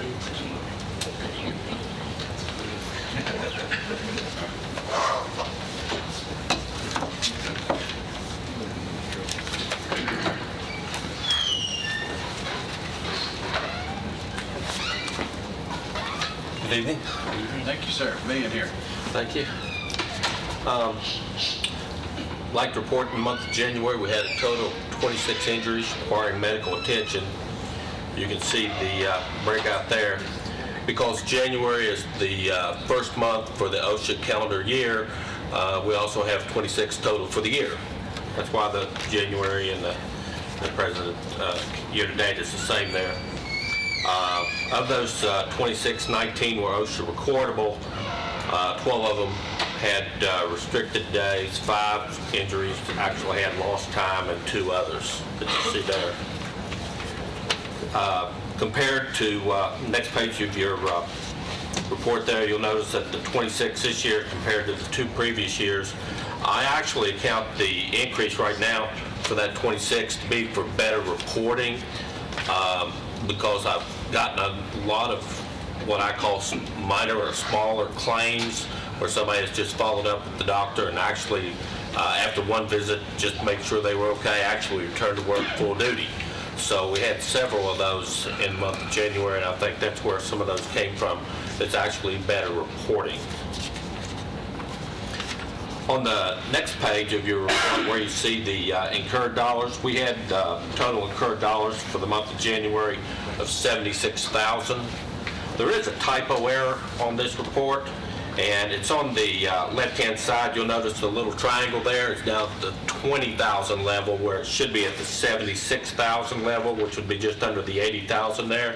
There was a typo error. I did bring a corrected copy and presented it to the secretary, but unfortunately I didn't get it in time to get it on your iPads. So I just wanted to make sure you were aware of that. And that's why you notice, look at last year where we had much higher claims and for a smaller number of claims. For example, last year we only had 21 injuries this time compared to 26, and we're at almost double the amount of dollars on that. So that's why, again, some smaller claims and better reporting that you see that. On the last page of your report, you'll notice that of the injuries, 17 of them were with the Board of Education. The County General had 8, and we had 1 with the Highway Department. The County General was spread basically across the county as a whole between the Sheriff Department, EMS, PAWS, Correctional Work Center, and the courthouse, all for that month. And so that's where you have the 8 for the county general at.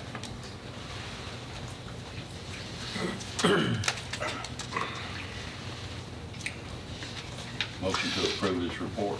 Have a motion to approve, and have a second. Second. I think Commissioner Garvey has already raised his hand down there. I'll take his second. Any questions? If not, all those in favor, approval, say aye. Aye. Opposed? Thank you, sir. Thank you very much. Appreciate it. Y'all have a good evening. Thanks, Dan. All right, probation reports. Good evening, Commissioners. Good evening, sir. Mr. Mayor. I'm going to do probation first. How's that set up on your iPad? It's the same one. Same one. Okay. Probation. Program classes and program fees equaled $47.50. Probation drug screen fees were $536.75. Scram fees were $289.75. Those scram fees are left over from before we turned it over to another company. Supervisory fees, $5,396.52. Total collection, $6,270.52. Probation and recovery services revenues, $27,391. Probation and recovery service expenditures is $98,052.10. Leaves us a deficit of $70,660. Probation and recovery, voluntary probation is $15,058. Failed to enter into an agreement, $22,438. Probation and recovery services entered for 2019-2020 is $120,666, and failed to enter into an agreement this year was $144,405.65. Any questions? Motion to approve the report. Second. All those in favor, say aye. Aye. Opposed? Report's approved on probation. We'll do drug court next. January, we had 46 participants, 25 male, 21 female. You can see the racial breakdown there. Then the next is the phases, how many's in each phase. Drug of choice was heroin, followed by prescription meds and alcohol and methamphetamine stud. Counseling sessions, we had 410 attend, 412 were required. That's a 99.5% ratio. In AA and NA, we had 271 attend, 228 was required, and we had 118.86% rate. Drug screen totals, we had 126 negatives, 16 positives. Total court fees, $1,390. No court cost.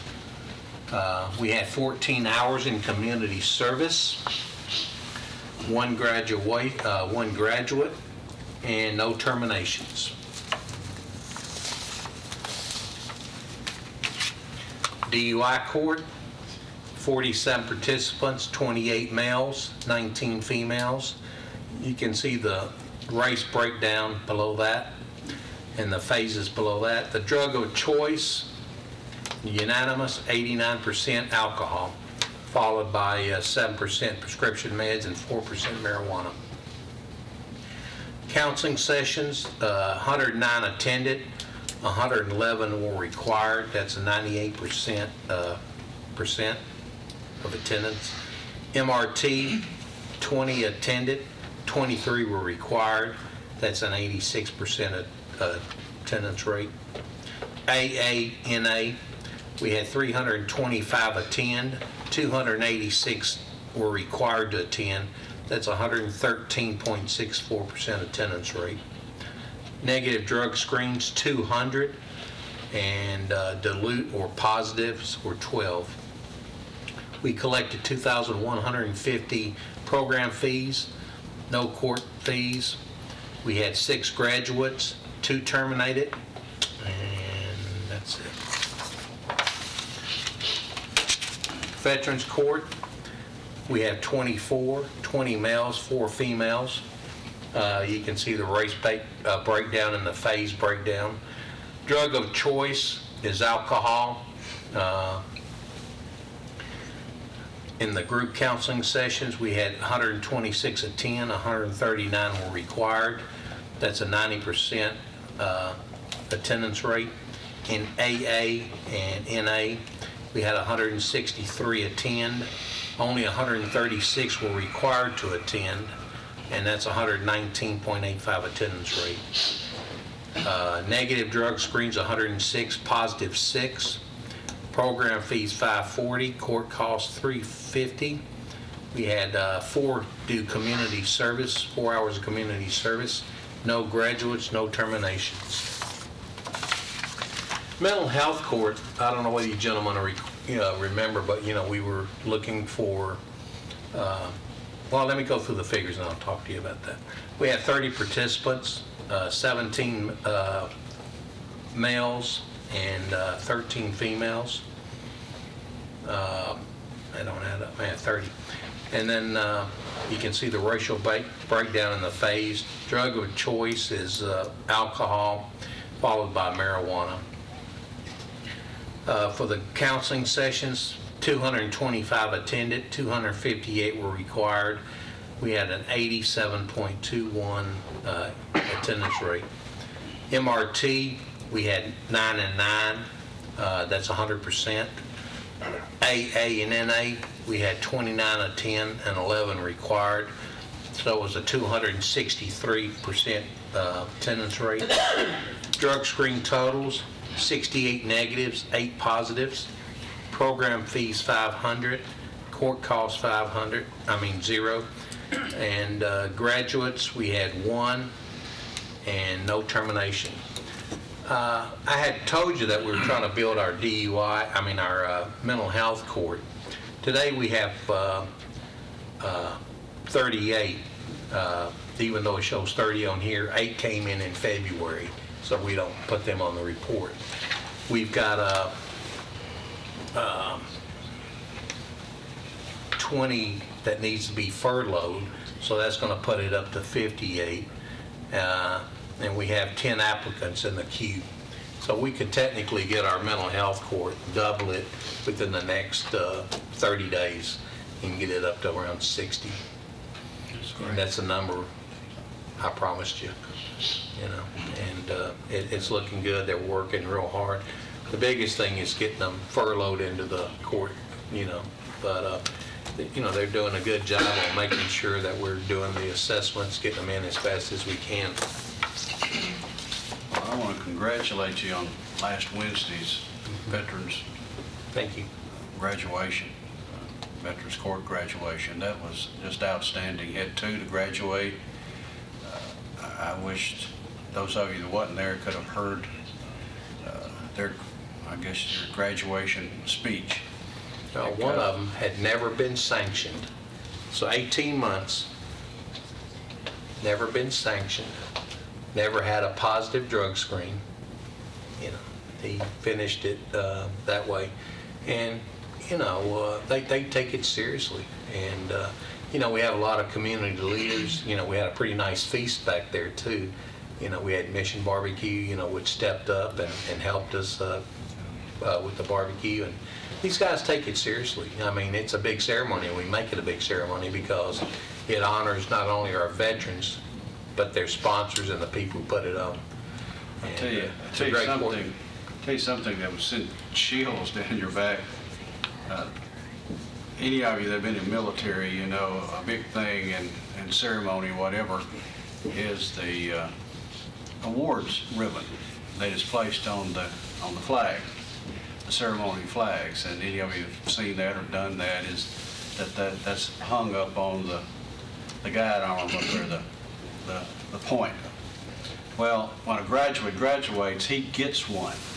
he or she gets one, and their names on it, and Their rank. they have the flags of all the different branches. Well, we had one that was a Marine there the other day, so he went up there, and when he puts his on there, they start playing the Marine hymn. Well, there was a room full of Marines. Oh, man. And when that started playing, they all stood and started singing it. And I wish you could have been there and heard all of them singing that. It was just something to see and hear. I mean, it made you feel good you were American when you heard that. You know, we got the people in our, what people need to understand, the people in our court are serious about it. We've got one guy that keeps coming back to classes. He's already graduated. I mean, you know, and I mean, he really doesn't have to take any classes, but he comes back just to make sure he can help his fellow veterans. And, you know, he does a great job, and he's a boxer too, and he's won all his bouts, and, you know, he's just, does a great job. Judge McFarland recognized one of our commissioners there the other day too, Commissioner Sereno. Said Commissioner Sereno had been to more of the graduations than the judge had. He had attended more of those graduations. So appreciate you, Commissioner, for supporting this and how you've been there too. Any questions on the report? If not, I'll take a motion to approve these reports. So move. We have a motion to approve, a second. All those in favor say aye. Aye. Approved. Thank you, sir. Thank you. Thanks. Number 9, and Public Safety Director report. Mr. Chairman, Yes, sir. go ahead, take your seats. Before we get into public safety, I think it's an appropriate time, because sometimes we wonder why we put so much emphasis on public safety and spending money on it and so on, but 42 years ago today, something happened. That's longer than a lot of y'all are old, that has stayed with me. And that was a tank car explosion in Waverly, Tennessee.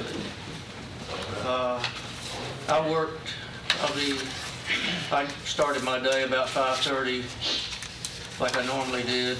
And I got into bed sometime the following evening, and I lost several friends and coworkers in that. So it's very hard for me to forget this day. And that's one of the reasons we spend what we spend, and we put so much emphasis on training and fire, EMS, and all of the public safety. So anytime you wonder why, that's the reason. And it's to avoid losing those friends and coworkers like we did on that day. Thank you for the time.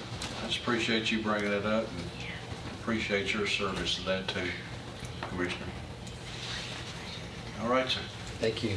I hope I don't have another coughing fit like I had to run out of the room, so I apologize about that. Thank you.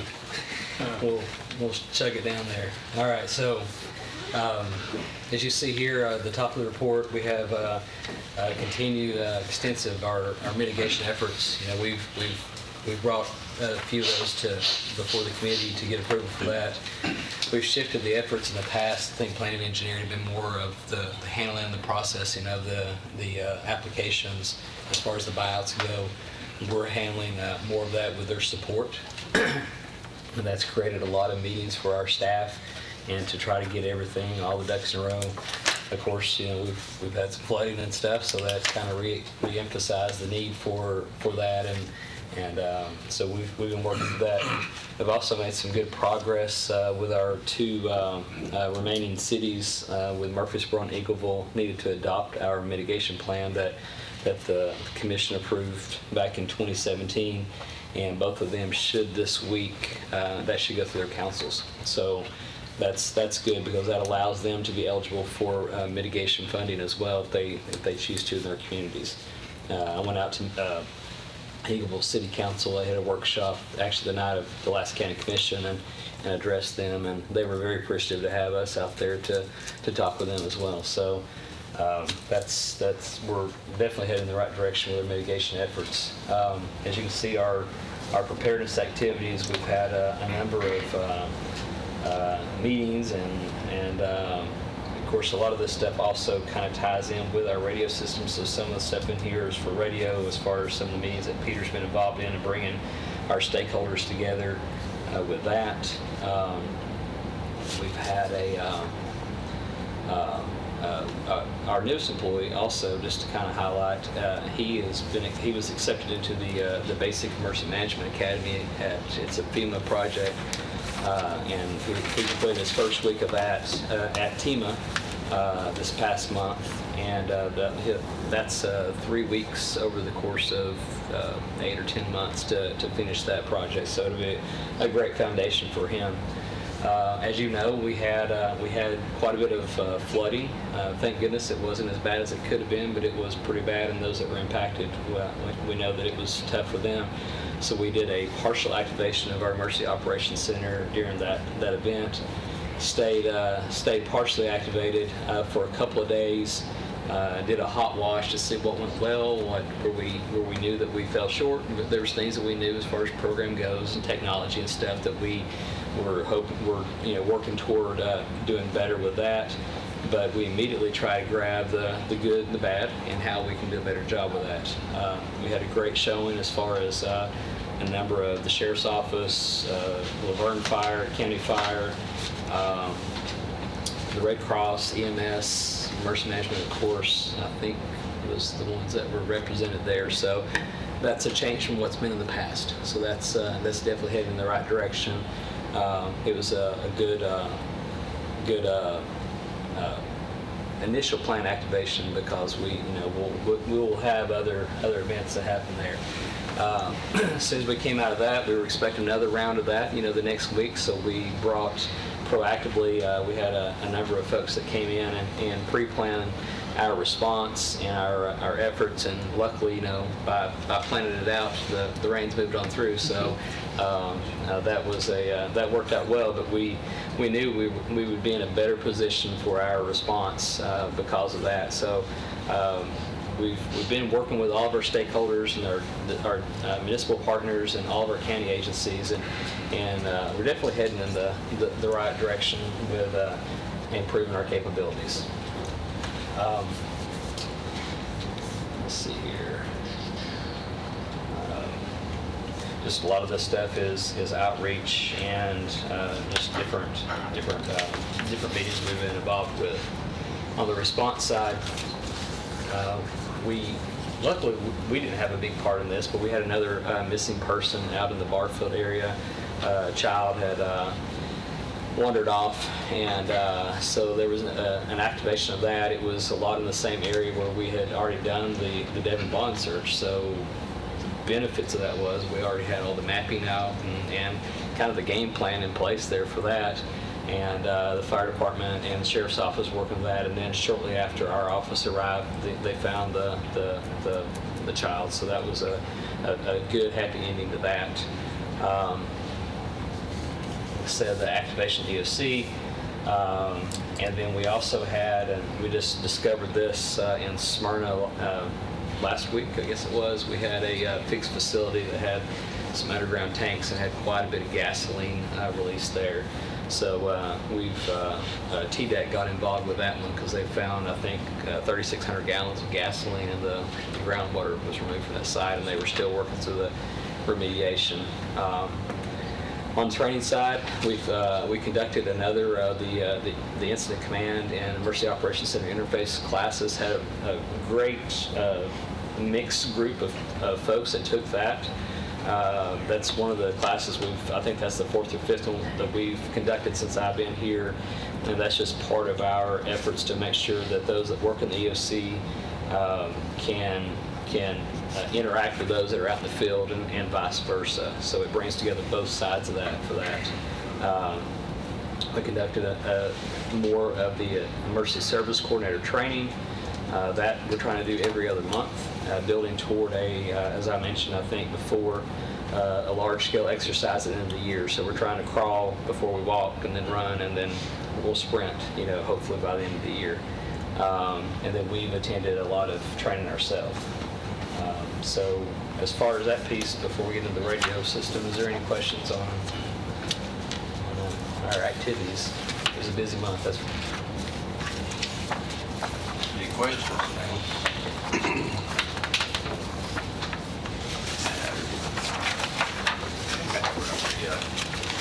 Give you an update on the radio system.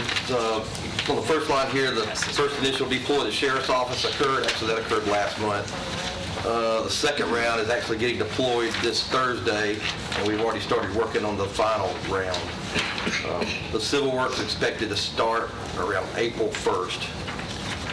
We've already scheduled train-to-trainer classes for March, and the Command Central program the SO has been installed, so we're waiting on the interface between the CAD to be installed there so they can go and start their initial training on that program. We sat down with the school Board of Education with safety and security and their transport, looking at expanding their resources and radios, and also a console in the transport office for buses. So that meeting went good. They're looking to move that into their budget for this upcoming year. Looking at starting portable programming March the 2nd, because we're going to do a hybrid deploy where we're going to put out portables throughout the entire county, use portables on the new system and use mobiles on the old system. They'll both be patched together, so when you talk on one, it'll come out on the other. That way it'll give us the capabilities to take down sites of the old system, put the new system in, still have coverage on a mobile, and our portable coverage will just increase. That way we can do that at a faster pace than try and do everything at once and have loss of coverage. And we're looking at starting actually user training late March and April, and hopefully to start deploying that hybrid system of portables in late April. What we also passed around is an overview of what we foresee potentially how the system would look in the management side of it. This is some technology that we haven't had in the past with radio communications. So this is something that needs to be managed to maintain this investment that the county has deemed necessary and put so much effort, time, and money into. Looking at a single point of contact for this system so we can have a better accountability on equipment, management of the system, and any issues involving individual users, hardware, consoles, tower sites. We're looking at also a single point of purchase. So we've worked through every department in the county and those outside the county to pre-plan for the upcoming budget year what potential needs. For example, if an agency is looking at hiring 5 people in the following year, that's something we need to know about so we can budget and plan for it on the radio side. This is a management system that would help us economically make a better investment in the county because of equipment. We'd be having a single cost versus different prices from different reps, as well as the number of equipment throughout the county, like batteries. One department has 50 batteries, another department would have 10 batteries. That way we can maintain supply at a common number instead of having so much resources out there that are not being used where some departments need them. We'd continue to have our user group, so we'd have that coordination and dialogue, so we continue working with the users, what they need, and how we can implement those needs into the system. I agree with what you're saying, but are we going to train multiple people to where we have, one thing in emergency management that's always been with me is 3D, because I don't care who you are, how good you are, people get sick, people get hurt, and people, at that point they can't function. So I would like to see that we are going to plan, while we have to have one source, at the same time, if something happens and Peter gets sick, I always felt it an issue when I was in that position that I didn't have anybody to fall back on. I had to be there all the time, and you may feel the same pressure. Oh, I'm with you 100%. And so having been there, that's something, if we need additional people, if we need to, and I think I've mentioned this to you, that, you know, this position to me, as it's growing, needs to be, because I assume Peter's still responding to emergency response, as I was during those 4 years, and that's very difficult to do when you're managing a whole project like this. So I think as a body that we need to look at providing the necessary manpower and funding on the people side, as well as we're spending $17 million on the equipment side, but then, you know, we've got to make sure that all works and continues to work. And those people wouldn't necessarily be dedicated, but I think we need to get to where we have a person whose sole function is the radio system, and it didn't have to worry about making response calls for hazmat incidents or whatever.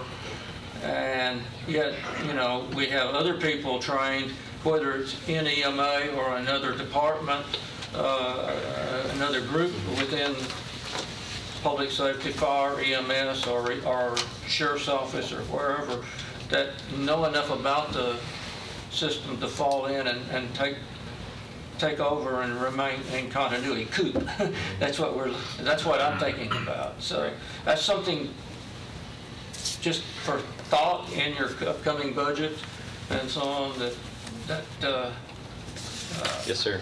Yeah, that I think this is going well, and I compliment you, and I don't want to see anything happen where it don't continue to go well. And a lot of this right here is kind of a cultural change in how we do radios. And where before conventional was very easy and everybody could kind of sort of do their own thing. Right. And this is highly technical, it's integrated, and that's why we definitely want someone like Peter being the point person on this, coordinating our efforts, but we've got to build the redundancy. And part of that is I we're fully working agree. through This that. is a whole different thing. We're no longer taking an individual radio, the individual channels and so on. It's a digital age, and we're think of it from that standpoint, but at the same time, I want to make sure that we have, as I said, the 3D ability, that if something, God forsake, happened to Peter and he gets down sick for a week, that things don't. I'm not drinking Corona, so we're okay. Right. But if you understand where I'm coming from, Yes, sir. as far as COOP and 3D planning goes. So keep up the good work. Thanks, sir. Mayor? Commissioners, thank you for those comments. This is our first big step since we spent that $17 million last year. I think Peter's doing an excellent job. We wanted to have everything consolidated where we could have an Excel spreadsheet. We knew where if we're spending $7,000, $8,000 for one handheld, we want to know where they are and they just don't get legs and walk away. We want to know who has it, who's operating it, et cetera. The sheriff says it's out of my hands now. You all got it. That way we come to one centralized location. And I fully support that. Yeah, absolutely. It just makes sense. So, yes, sir, I do agree with you. We need a backup for, you don't have a twin, do you? Peter Griffin, but he's not available. Yeah. Or that'd be asking too much for another twin. Right? Yeah. Okay, but yeah, we need a good number two in the event that they were to get sick or something unforeseen happen. And we need a backup. But our first step is getting our radios in. Most of our radios are now in. 99.99, yeah. Okay, everybody's got them. So yeah, we'll start working in that direction. Thank you. Okay. So, That's all on our end. So that's all on your end. you guys are good with that? Motion to approve. Have a motion to approve. Have a second? Second. All in favor, say aye. Aye. Opposed? Okay, motion carries. Thank you for the call. All right, fire rescue. Corona here, Corona. Also, on top of the antenna, right? We put a fire drill. Oh, yeah, so we did RFID tags. They've got RFID tags on these new radio systems where you drop them. So get rid of fat finger, so we want to do it to make it, inventory, so it's the easiest thing now is on the asset side of it, you can walk up to a radio, hold a reader to it, it loads it in, it brings up the information in the radio. So now you've got sophistication where the sheriff's office can put a reader by their door, instead of a card or whatever, I got my walkie, that lets me in the door. So, same card system, it has so many capabilities as well as managing the radio with fat fingering equipment and putting the wrong information in. Good news. Nice, Peter.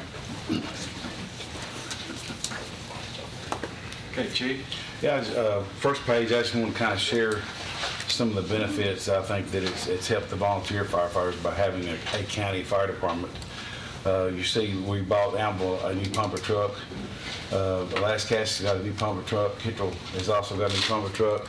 Christiana got a new tanker, and Foster received a new tanker. We teach emergency medical responder classes free of charge to volunteers. Matter of fact, we have one coming up in April, and this would cost the volunteers $300 per student. We're able to teach that free because we have a instructor on board. Our training officer is an instructor that can teach that. We teach firefighter working classes for free. We provide all kinds of training opportunities for free. We provide manpower support during times of low volunteer numbers in daytime. We provided Lascassas Volunteer Fire Department with a service company. It was old and wore out, and we had a two-door rescue truck. We let them use that to load some of their equipment and fans and some breathing air cascade system on there. We had an opportunity that all the volunteer fire departments had the Iron Responding app. What this is it actually makes their phone into a pager. It's tied to the CAD, a call comes out, it gives the location, who's been dispatched, who all is going, what the nature of the call is, and each department was paying $800 for that.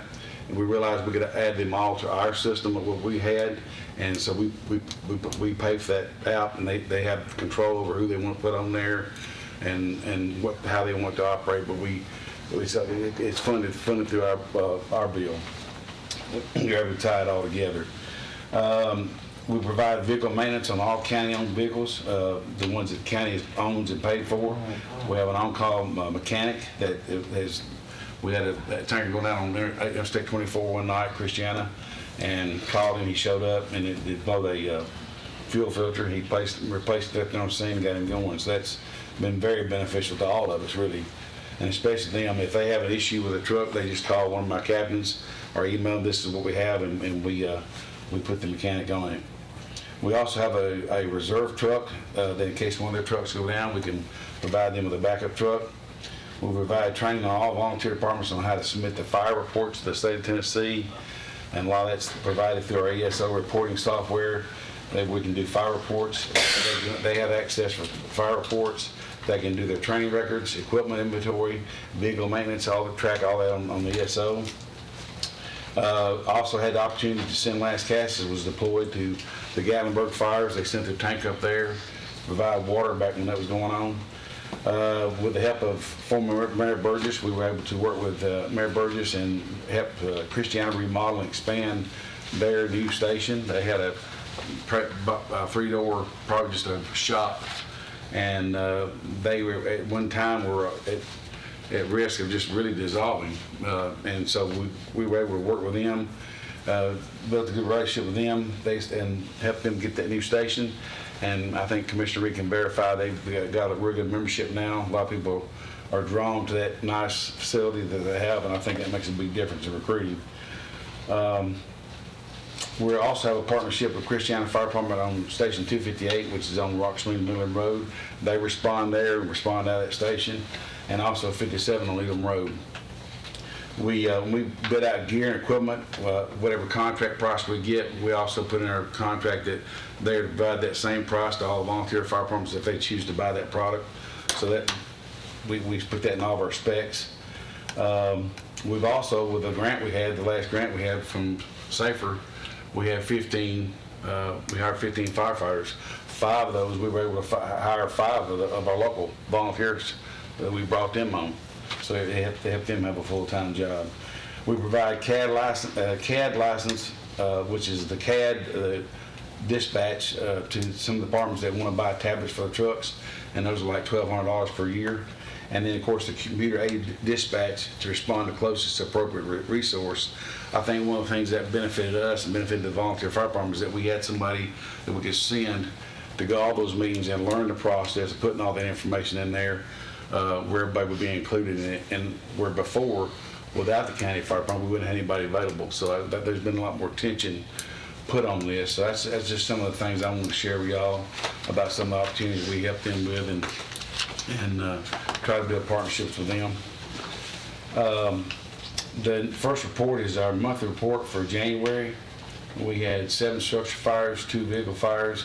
We ran 310 medical calls, had a total of 62 MVAs. 33 of those were with injuries, 29 were without, had 4 extrications.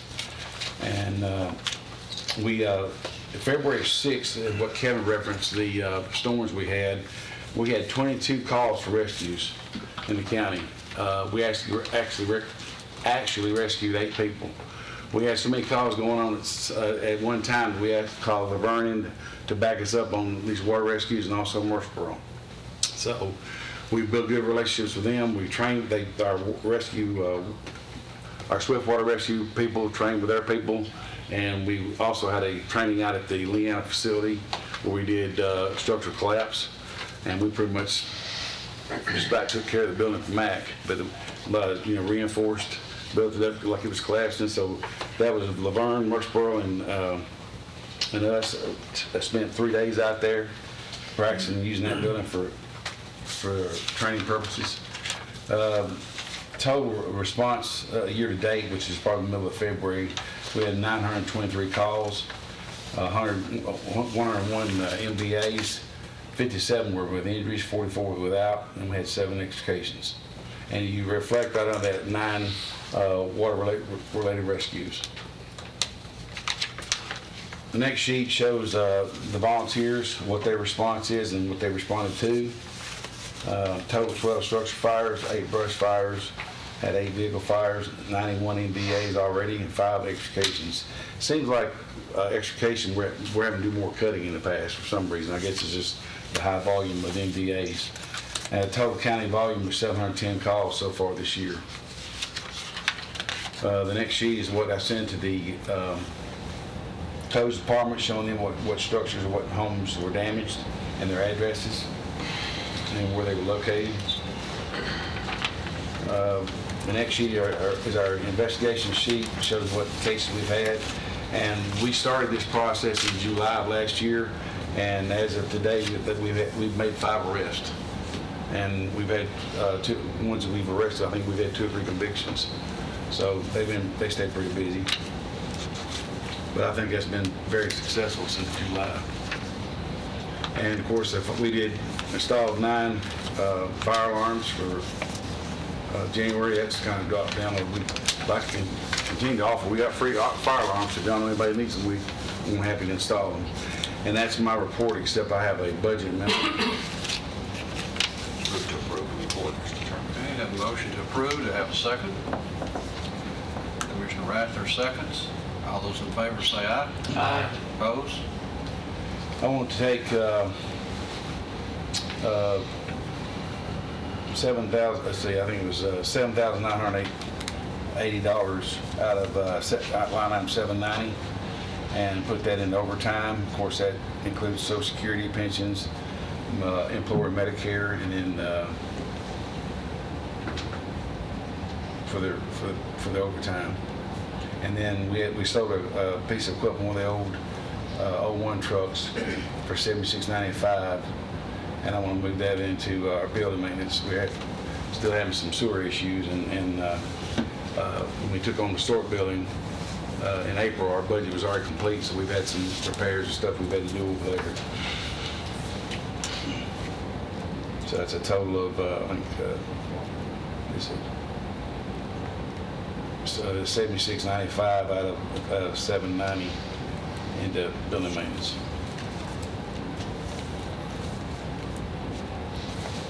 So why are you needing overtime? We're out. We're actually $1,300 in the hole right now Is that on your regular, in my regular budget. When you have these events like we had February 6th, we knew the weather was coming, so we had people to backfill. We brought in extra people because while we also have the water rescues going on, we still have fire calls to respond to. That night we had 20 rescue calls doing that. We also had a structure fire in Christiana. At the same time, the National Weather Service predicted a tornado on the ground in Bell Buckle, and their guys were headed right toward it. So there's just a lot going on that night. So we brought some people in on overtime to make sure we could handle what was coming our way that night. Is that money going to cover you the rest of the year? I hope so. It's tight. I have requested more overtime money in my upcoming budget. We got three stations now, and all three stations are full. So, you have people calling in sick and stuff. We still use PRNs, but a lot of the issues I'm having is we're having to pay people comp time to train, and that's become an issue. Part of our survey was one of the complaints that the employees had, that comp time, because we bring them in and pay them comp time when they could be working another job, making $200 or $300 a day. A lot of our guys are AMTs and paramedics, so they may work a convalescent ambulance on the days off, and they can make more money doing that. So they don't really want to come in and just get comp time to train. And then if you pay them comp time, they don't use it. If they hold on to it for a year or so, then it's actually paying out more than what it was to start with. So just trying to meet that need. I have a real affection for you guys willing to work the overtime that you do. I move to approve, Mr. Chairman. Motion approved. Second. Second. Call the roll.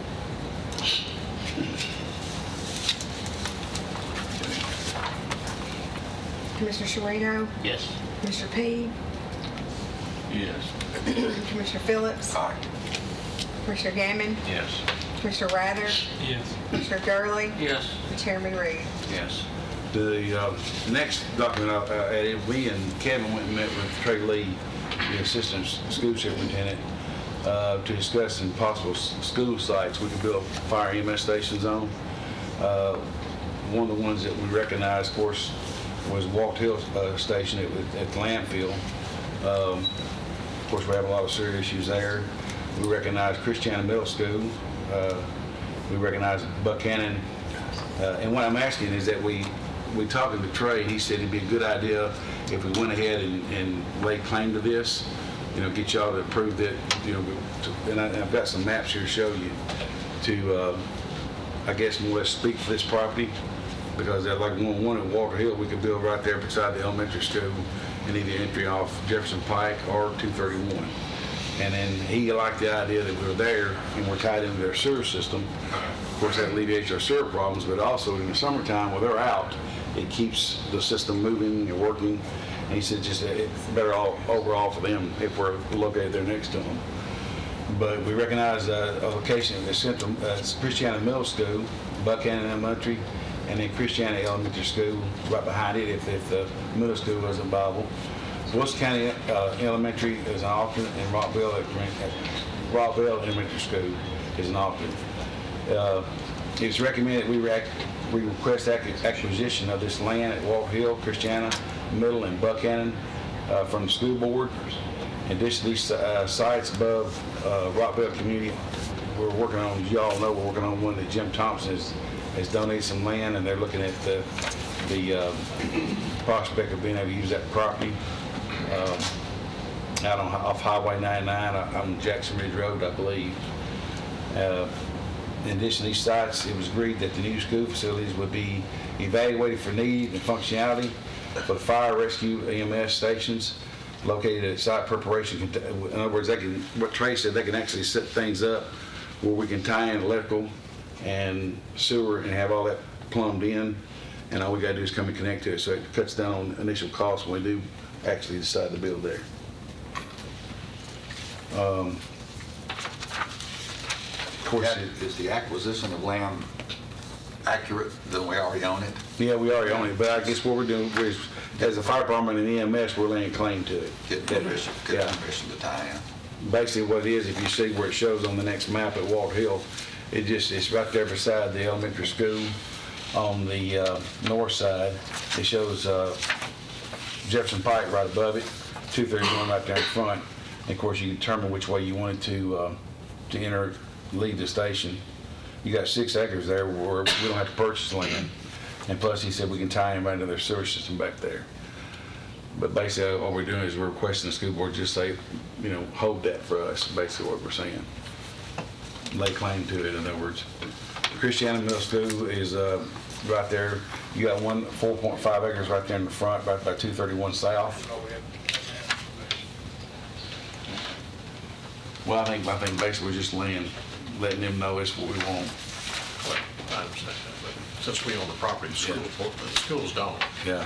We just request, I think it's a gentleman's agreement. That's pretty much what we're asking. Here's where we'd like to put our next location. Kind of put a stake in the ground. Yeah. And then Buchanan Elementary, they had 6.5 acres there. And it showed we could enter there behind the school and come out on Manchester Highway. But, as we continue to grow the county and have to build stations, it's nice to know that we've already got land we don't have to purchase. And You need a motion from us just to communicate with the school board that we want to utilize that property. yes, sir. I mean, just for future development. just let them know that that's what we won't access that property. I think we've already done that, but I mean, I understand where you're coming from. We've already told them that's what the plan is. Can you email this to us? Yes, I will. There's a couple of us that are on Health and Ed. We'll be meeting tomorrow night. We can convey that information as early as tomorrow night. Yeah, Send that to the I commission. can send it to you first thing in the morning. Do you need that in form of a motion from us? Or is it just for information? I think it's just information, Well, basically, we went and talked to Trey, and they seemed very excited about it. And of course, they said, if the school's out, there's somebody there around the schools. They see, people see activity and movement. And then you got SROs in the school, and you got fire and EMS right there, if they were needed. So they're pretty excited about it. It's kind of like over at Leanna, Yeah. I just, I'm wondering why you didn't tear the whole building down at Leanna. Well, we could have, but Max City area had somebody come in and was going to level it out, so. So now the rumor is the demolition has stopped because of asbestos. Asbestos in the building. It's all concrete block. Yeah.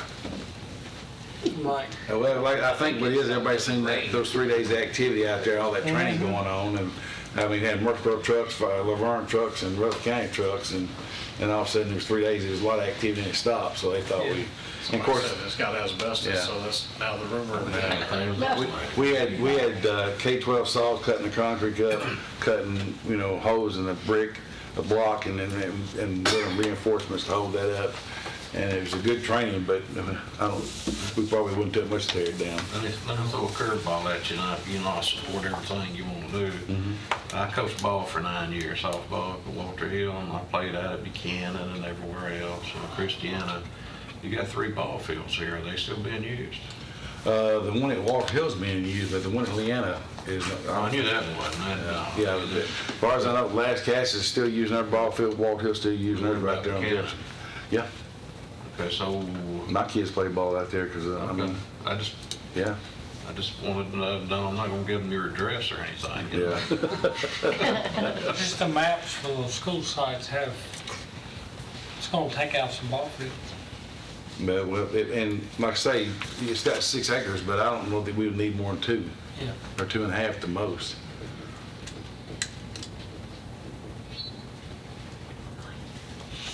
But it's just, trying to save a dollar. Okay. Anything else? That's it. Thanks, sir. Thank you, sir, appreciate it. I went kind of fast tonight because I know y'all been here a long time tonight. Appreciate it. Wait a minute, next for our ambulance report. Don't have a clock, anyway, to get phone call on that. Now I keep looking for the I already got it on LinkedIn, I know you did too. Yeah, I've seen a lot of people look over my head here tonight. I'm looking for the clock. They block. Just hit it. There you go. Women almost the same thing like that. They're very observant, aren't they? Hey, sir. All right. Mr. Chairman, before I get started, right before I went to lunch today, I get a phone call from Steve here, and he said the state's on the way down here to audit me.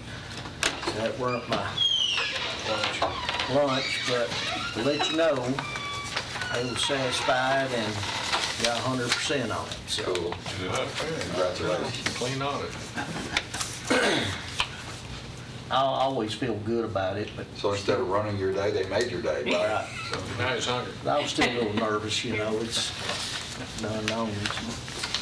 All right, get to our report. The number of 911 calls we have were 3,013. The number of interfacility transfers that we did were 68. Total number of calls equals 3,081. We set another record at the ambulance service. Got our response time down to 6.4. That's awesome. That's really good. And with all the rain and the traffic we got in this town, I don't know if I can push them safely anymore, but I'm gonna see what I can squeeze a little bit more. So we'll see what happens. The number of DOAs for the month were 63. The state payments we received for those are $1,575. Number of autopsies we have for the month of January were 23. We paid $43,125 for those. Year-to-date on autopsies is 151, and we've paid so far $283,125. On our collections, we billed $1,837,243.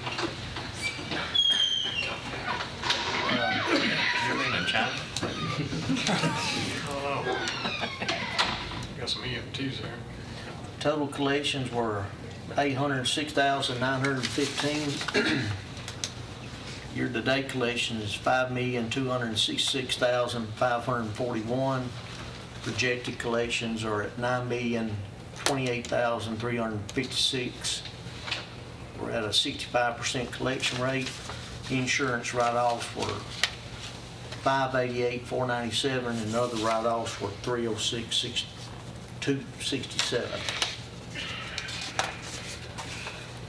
And moving over to the non-emergency side, had 322 calls. 31 had to be declined. We billed $283,605. Total collected was $95,913. Year-to-date collection is $527,668.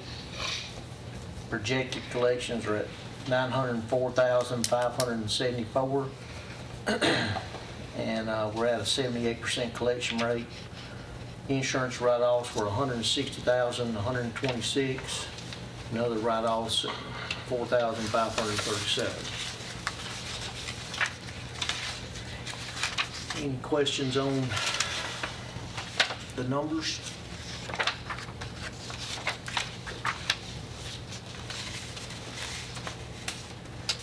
Any questions?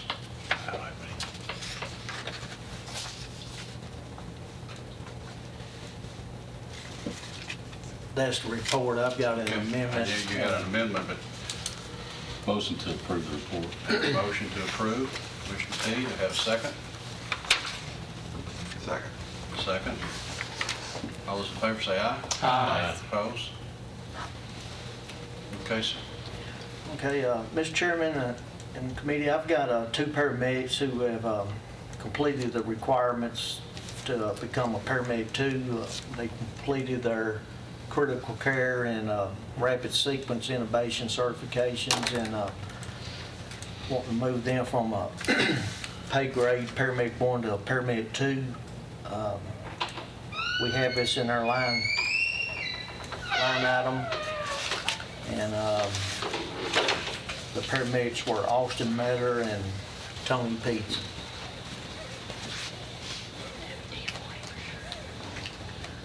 So what's the request? To move from paramedic 1 to paramedic 2, and it's going to be a pay increase of $2,000 per medic, and it's in our line item. So you need our approval to do that? Sir? You don't need our approval to do that, do you? Well, For the pay increase he does. It's a reclassification. Sonia's shaking her head yes, so I agree with what she says. You've got it on your iPad. I know, I'm looking at it, just doesn't make any sense if we have to well, I approve know that. it. Yes, sir. It makes Lisa Nolan happy and Sonia happy, and I'm. Oh, those are two women I want to keep happy. Yeah, we've had some problems in the past where we were getting departments that were promoting people, which caused a pay raise, and then we hadn't budgeted for the year. He's actually budgeted this already, so he's doing it the right way, in my opinion. I agree, I do, now that you mention that, Robert. Move to approve. Second. Motion to approve, motion been seconded. I'd just like to say congratulations to both these individuals. It takes a lot to get to this point. Most certainly. So we're very proud of them. I have one thank you note. Well, We need to call the roll, Oh, sorry. approve that. Call the roll. Commissioner Phillips? Aye. Commissioner Payne? Yes. Commissioner Sharino? Yes. Commissioner Gammon? Yes. Commissioner Rather? Yes. Commissioner Gurley? Yes. Chairman Reed? Yes. and I forgot to mention, we do have a patient update on a patient we flew out on Vanderbilt Life Flight. I also attached a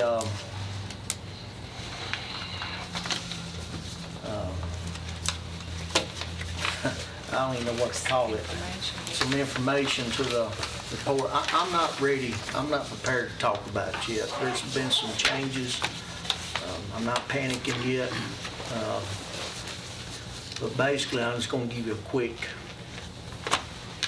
update on it. I got a letter from the FDA saying that we may have to change our cardiac monitors because they're at the end of their life. And I don't know where I'm at on that. But you got a meeting tomorrow. with I've the got a gentleman, meeting so- tomorrow with some people. Being told one thing from one group and the FDA saying another, and you can't talk to the Just same people request that you twice. come back next month Right. after you get more information, Right, so, so you can let the members know. but I'm gonna get the facts and we're gonna make it work. That's not an inexpensive proposition. It'll match us. I put it on there and I've learned more since, so I'm asking just to wait till next month so I can.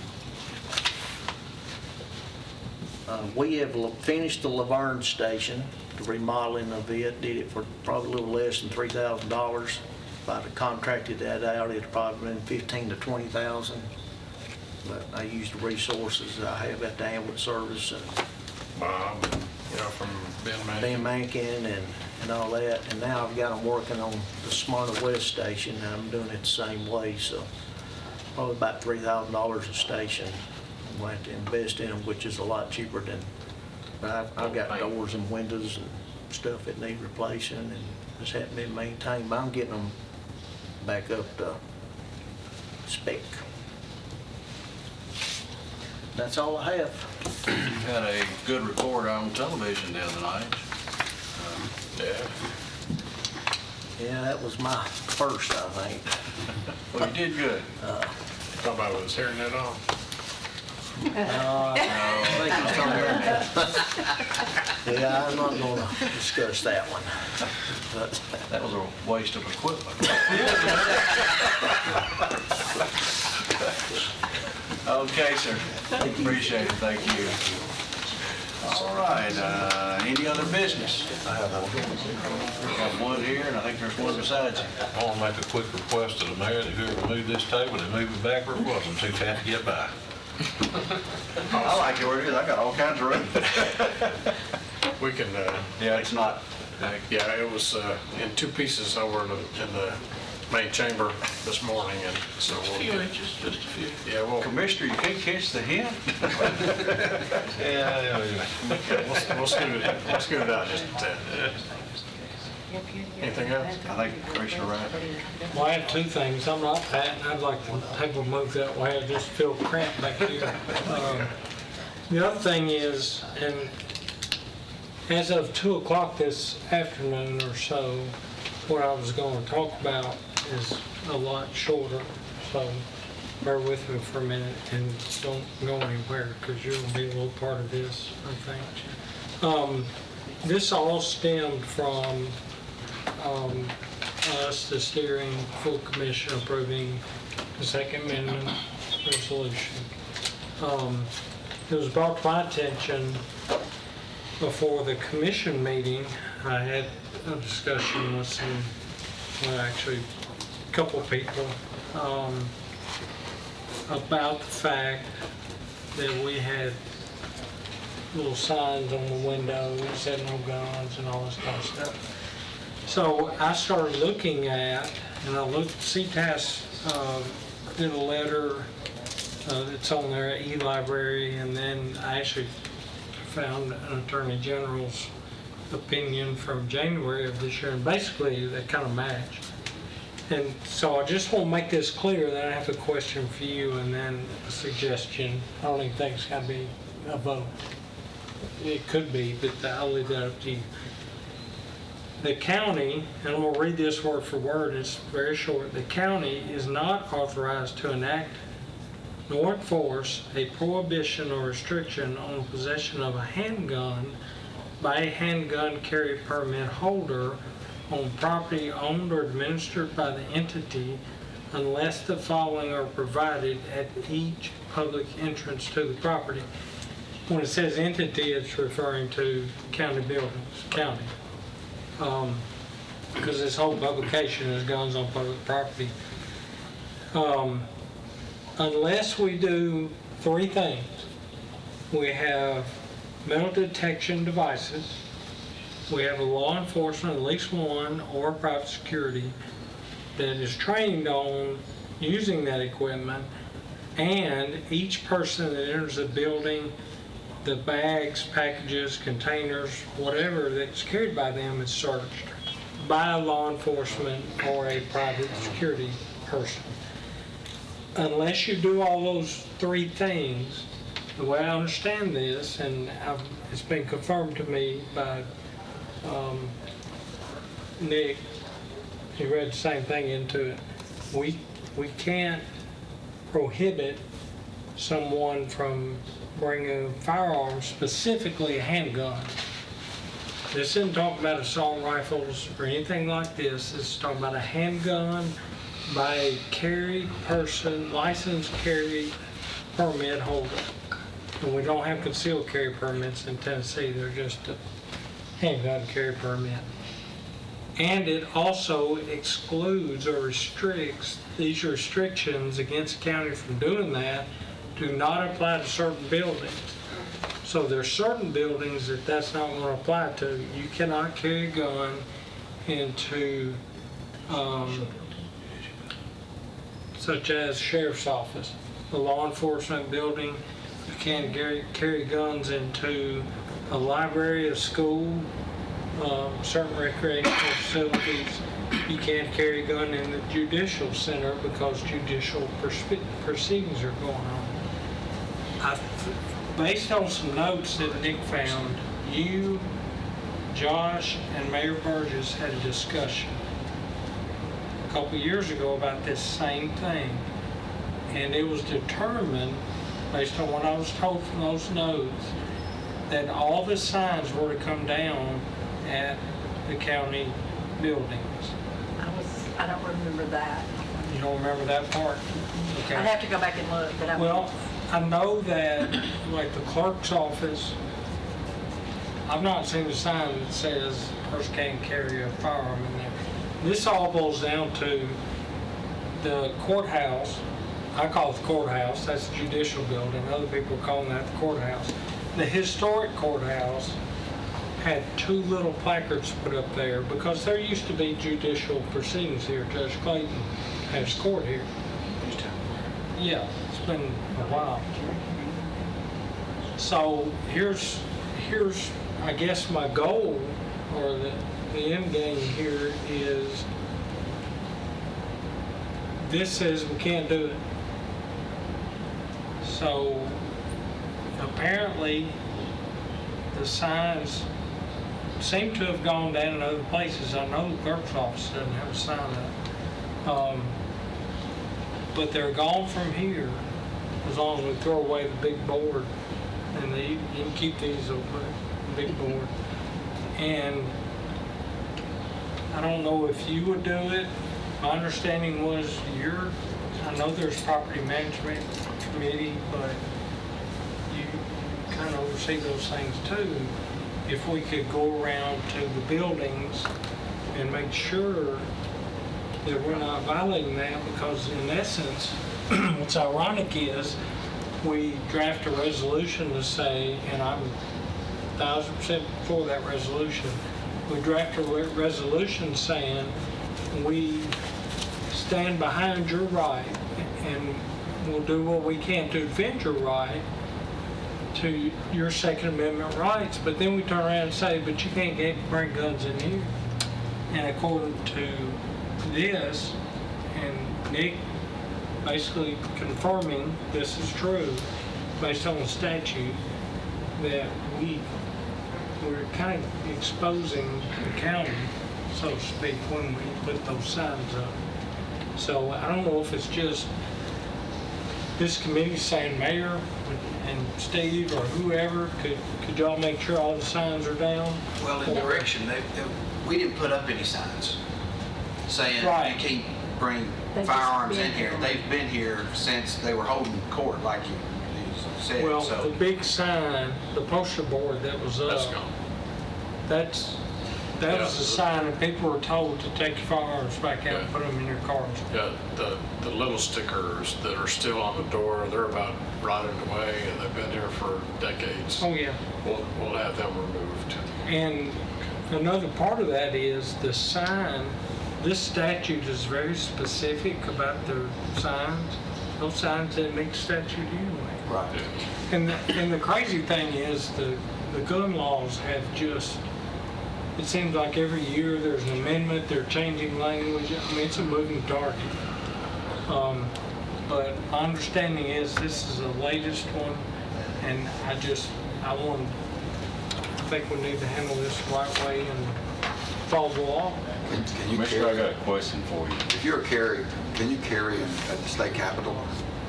You cannot in the Capitol, but both Speaker Harwell and Lieutenant Governor McNally, because they control the new Cordell Hall building. When we moved over from the Legislative Plaza to Cordell Hall, you're now permitted to carry if you have a permit. Is there courts going on in the capitol? No, but the General Assembly does not control the Capitol. The Capitol Commission controls the Capitol. Even the governor can't control that. And you have a police force that specifically enforces those laws, and they are screened. You are screened just like the judicial.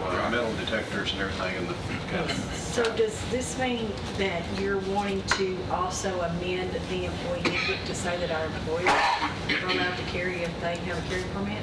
You're just saying that a citizen can carry a gun into our building, but the employee will not have the right to defend themselves should something happen? An employee does not have a right to defend themselves. I'm just saying, if the general public can carry a weapon into the building and something happened, but our employees are not allowed to, how does that kind of leave our employees? I mean, I'm not advocating that everybody should, you know. I'm thinking that if they have a permit, legally have a permit, and they work in this building, they'd be like any other citizen. They would be allowed to carry, come to And work. that's what I'm asking, because if that's the case, then we have to take that before steering, because our current policy says that no weapons are allowed. The employees are not allowed to bring a weapon on the property unless they're law enforcement, somebody who's. And that's the thing that goes back to, I know that's the reason at EMA, we were commissioned through the Sheriff's Department, and that was changed at when the current sheriff took office, because it was considered that our handgun permit did not cover that. And so that was the way we could, but obviously we were out on a lot of things where our lives were at stake, and that was the way it was done. But yeah, and you really got to dig in and read. The problem with a lot of the gun laws in Tennessee is one is not deleted when another one's added. Right. And you have to go through and you have to read everything. You have to read everything under defense of a criminal thing. Am I correct, Commissioner Gammon? You need to go in and read that section under defense of violation of a law in order to get the full scope, not just the gun law itself, but this is a defense of this action. Here's the thing you have to consider. It's a sticky point, but okay, CTAS is a different animal. They have the legal research, they have the attorneys. I don't even think the DA would touch this with a 10-foot pole. Attorney General's opinion is an opinion, even though I will argue that. I mean, I accept it, but even judges will. I've been in meetings with judges that, well, Attorney General's opinion don't count. Yeah. So I don't know that we shouldn't further ask CTAS as somebody to officially give notification, but that's a good point. I don't know that we could restrict employees if that's the case. I don't either. And first we need to find out when last time our employee handbook was updated concerning this section of the handbook, and then find out when the last couple of changes were made in our state code. It's under 3719. Yeah. 3917, 1359.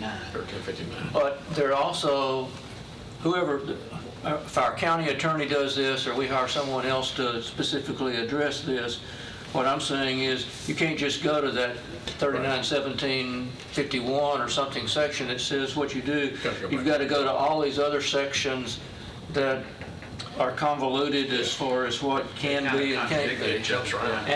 And somebody's got to be a good enough legal scholar to put all of that together. And county commissioners I don't think that's, no disrespect, I don't think that's going to be the county attorney. Nothing wrong. That's what I'm saying, or someone. An expert. Right. Yeah. And that knows the information. That's what you really need. Right. Because the only question I would have with the employees, and the law is a law if it says that, but if we allow them and one of them uses it, does that make the county liable? That's right. That's the only question I have. Well, I'll get with, several things come to my mind. We've talked about this before. Mayor Burgess and I've talked about this.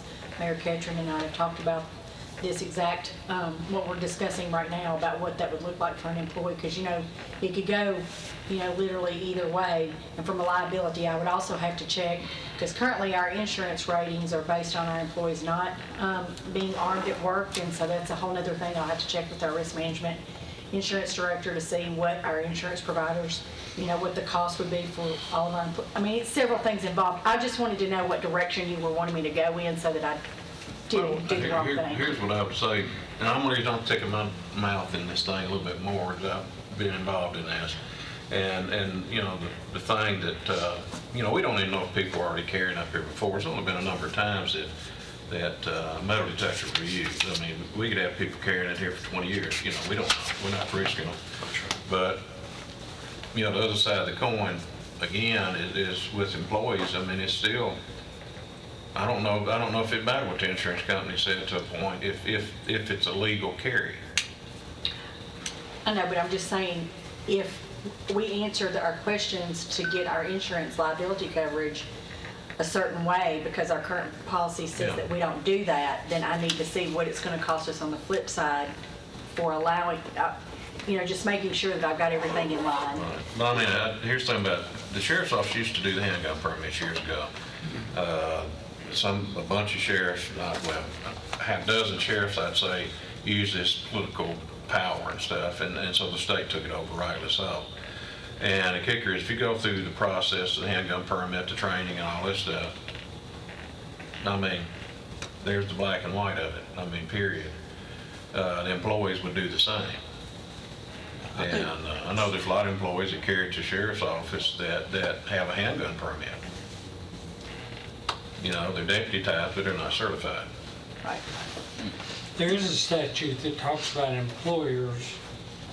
Now, my disclosure, I'm not a lawyer, but I can read. And I did spend an untold amount of time, because like doing a title search, you start where you are, and this one leads you to this one, you gotta go back and read it to get to this one. That was the way these statutes were, and I bet I've read 15 or 16, because they were all related at some point to where we got. But there is a statute that talks about employees, but it only addresses employees carrying or transporting in their vehicle in the parking lot, not in the building. It actually says if an employee is discharged for that, here's their remedy through the courts against the county. We can't do that either. But I wasn't thinking much about the employees. I was thinking about the fact that we did have two little signs up on a window and a big board that is, I just think at some point somebody's going to get a wild hair and we're going to be in trouble. Since you've been reading this, I got a couple of questions for you specifically about this building. You know, we are not specifically holding court in here, although it could happen. Our judges are holding ceremonies here all the time. You know, the judge court, the drug court for one, veterans court, things like that. Swearing in ceremonies where our judges are actually doing, you know, judicial business. So does that count? I think you need to research that too. If you have a judicial proceeding, you're going to have the sheriff's office here, number one. And if you do have a judicial proceeding, they're going to be checking people. That's just the way it is. If it's a judicial proceeding. Well, are these judicial proceedings what I just mentioned? Well, it's the sheriff's office up there on those, providing security. Sometimes. I hadn't seen them. Yeah. I've seen them at some of the ceremonies that I've seen they have. I mean, they're here because by law and regular court meetings are supposed to be inside that courtroom, inside. I understand on a regular court case. I'm not arguing a different animal. But I'm saying you still got a judge over here that's doing, in my opinion, judicial duties when they're coming in, swearing in commissioners, or if they're in here They're not holding a trial. They're not holding a trial. And that's where- the same thing. That's why I say, if you're going to investigate this, that's something else I'd like to I see think that's where investigated. you talked about, start with Commissioner Gammon, let's get CTAS involved in this, go out and reach out to them, because you also have a scope of employment law. An employer has certain rights to restrict certain activities by their employees, such as taking drugs, etc. So in the scope of your employment, that can be a condition of your employment, is that you do this or do that, and both in government employment and in private employment. You signed notices of non-disclosure. Private employment is private property. Right. So they can restrict because it's private property. But we need to get the whole scope of it in terms of employment law. That's the reason I think we need to get someone like CTAS. I think we do, now that the question's been raised. We need to get to the bottom of it, because if it's still in their handbook, and if somebody has a permit, and those things have changed in the last several years, if we hadn't updated our That handbook. particular policy has been in place before I got here, and the handbook was written in '95. If somebody down in That's Tibbs always been office, the policy. if somebody in Tibbs As long as I've office been comes here. in, and it says in our handbook that you can't, but they feel like that they can because of new laws that have been passed, and they set their purse down and it tips over, they back into it, their purse tips over, their pistol falls out on the floor. They get fired thinking that the supervisor says, I fired you because it's in our handbook, says you can't. You know, then we're into it. We need clarity on the issue. Okay. So where Please, sir. does the clarity come from? You didn't, Virgil didn't like CTAS, or Well, they do didn't courthouse, actually, CTAS didn't want to puts just on rely courthouse on security, and they've got the legal teams and stuff. They also work close with the state, University of Tennessee and all that, as we all know. As the Commissioner said, I think we really need some scholars involved in this. I ain't not talking about pay the world, but I'm saying to people that know their business, on top of this, which when you've got posts and stuff that comes in, I mean, they could probably even help with CTAS, as far as they're the ones that also teach courthouse security and all that, the guidelines on it. Could we not ask somebody at the state legislature that works on these policies? Would they? Well, there's a guy who consults with them at the Tennessee Firearms Association that consults with them and lobbies for all gun bills. I'd say he'd have a pretty good idea. Somebody's going to have it. I mean, it's going to be there, and then somebody technically could legally and professionally give their opinion, and then it could be researched from there as to what, I guess. I mean, I think you've got two sides of it. You've got the employment law side of it, and then you've got the other side of it that's their legal right under our, under the law. So you've got two things. I was just, really wasn't trying to muddy the water, but I just wanted to make sure that I understood, the direction. It's a real good point. There's a lot of employees, I don't know whether it's a lot or not, but I think there'd be a lot of employees that'd be uncomfortable working beside someone who's got a 38 strapped to their pockets. I agree with you. From an employee perspective, someone that's visiting, such as someone in the audience, in my mind, would be different. So that's where that clarity needs to come from. So let's get out of here. The signs come down, on the door comes down. That takes care of that issue. And allow whoever you guys determine needs to look into, especially the employee issue, and then report it back to the steering committee. That's where it needs to go, correct? Let's go. So We'll do that. report it back to the steering committee, and then the steering committee can report to the full commission, including this. But we know immediately that people can carry inside of this building. The only question would be employees, right? So let's take the signs down right now and then investigate all that other stuff and get back. I just want to reiterate that people do have right to carry a handgun into this building. When this gets out, I don't want people walking in with ARs and, 50 caliber, one of Barrett's guns. It's a handgun.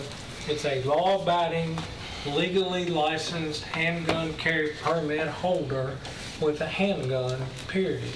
And that's, when you go digging through the web of statutes, it excludes these guns in TCA, whatever, and that's where your assault rifles and deer rifles and all that come in.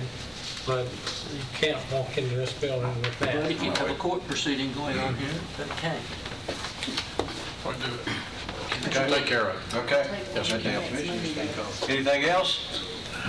Have a motion to adjourn? Motion to adjourn. Adjourn.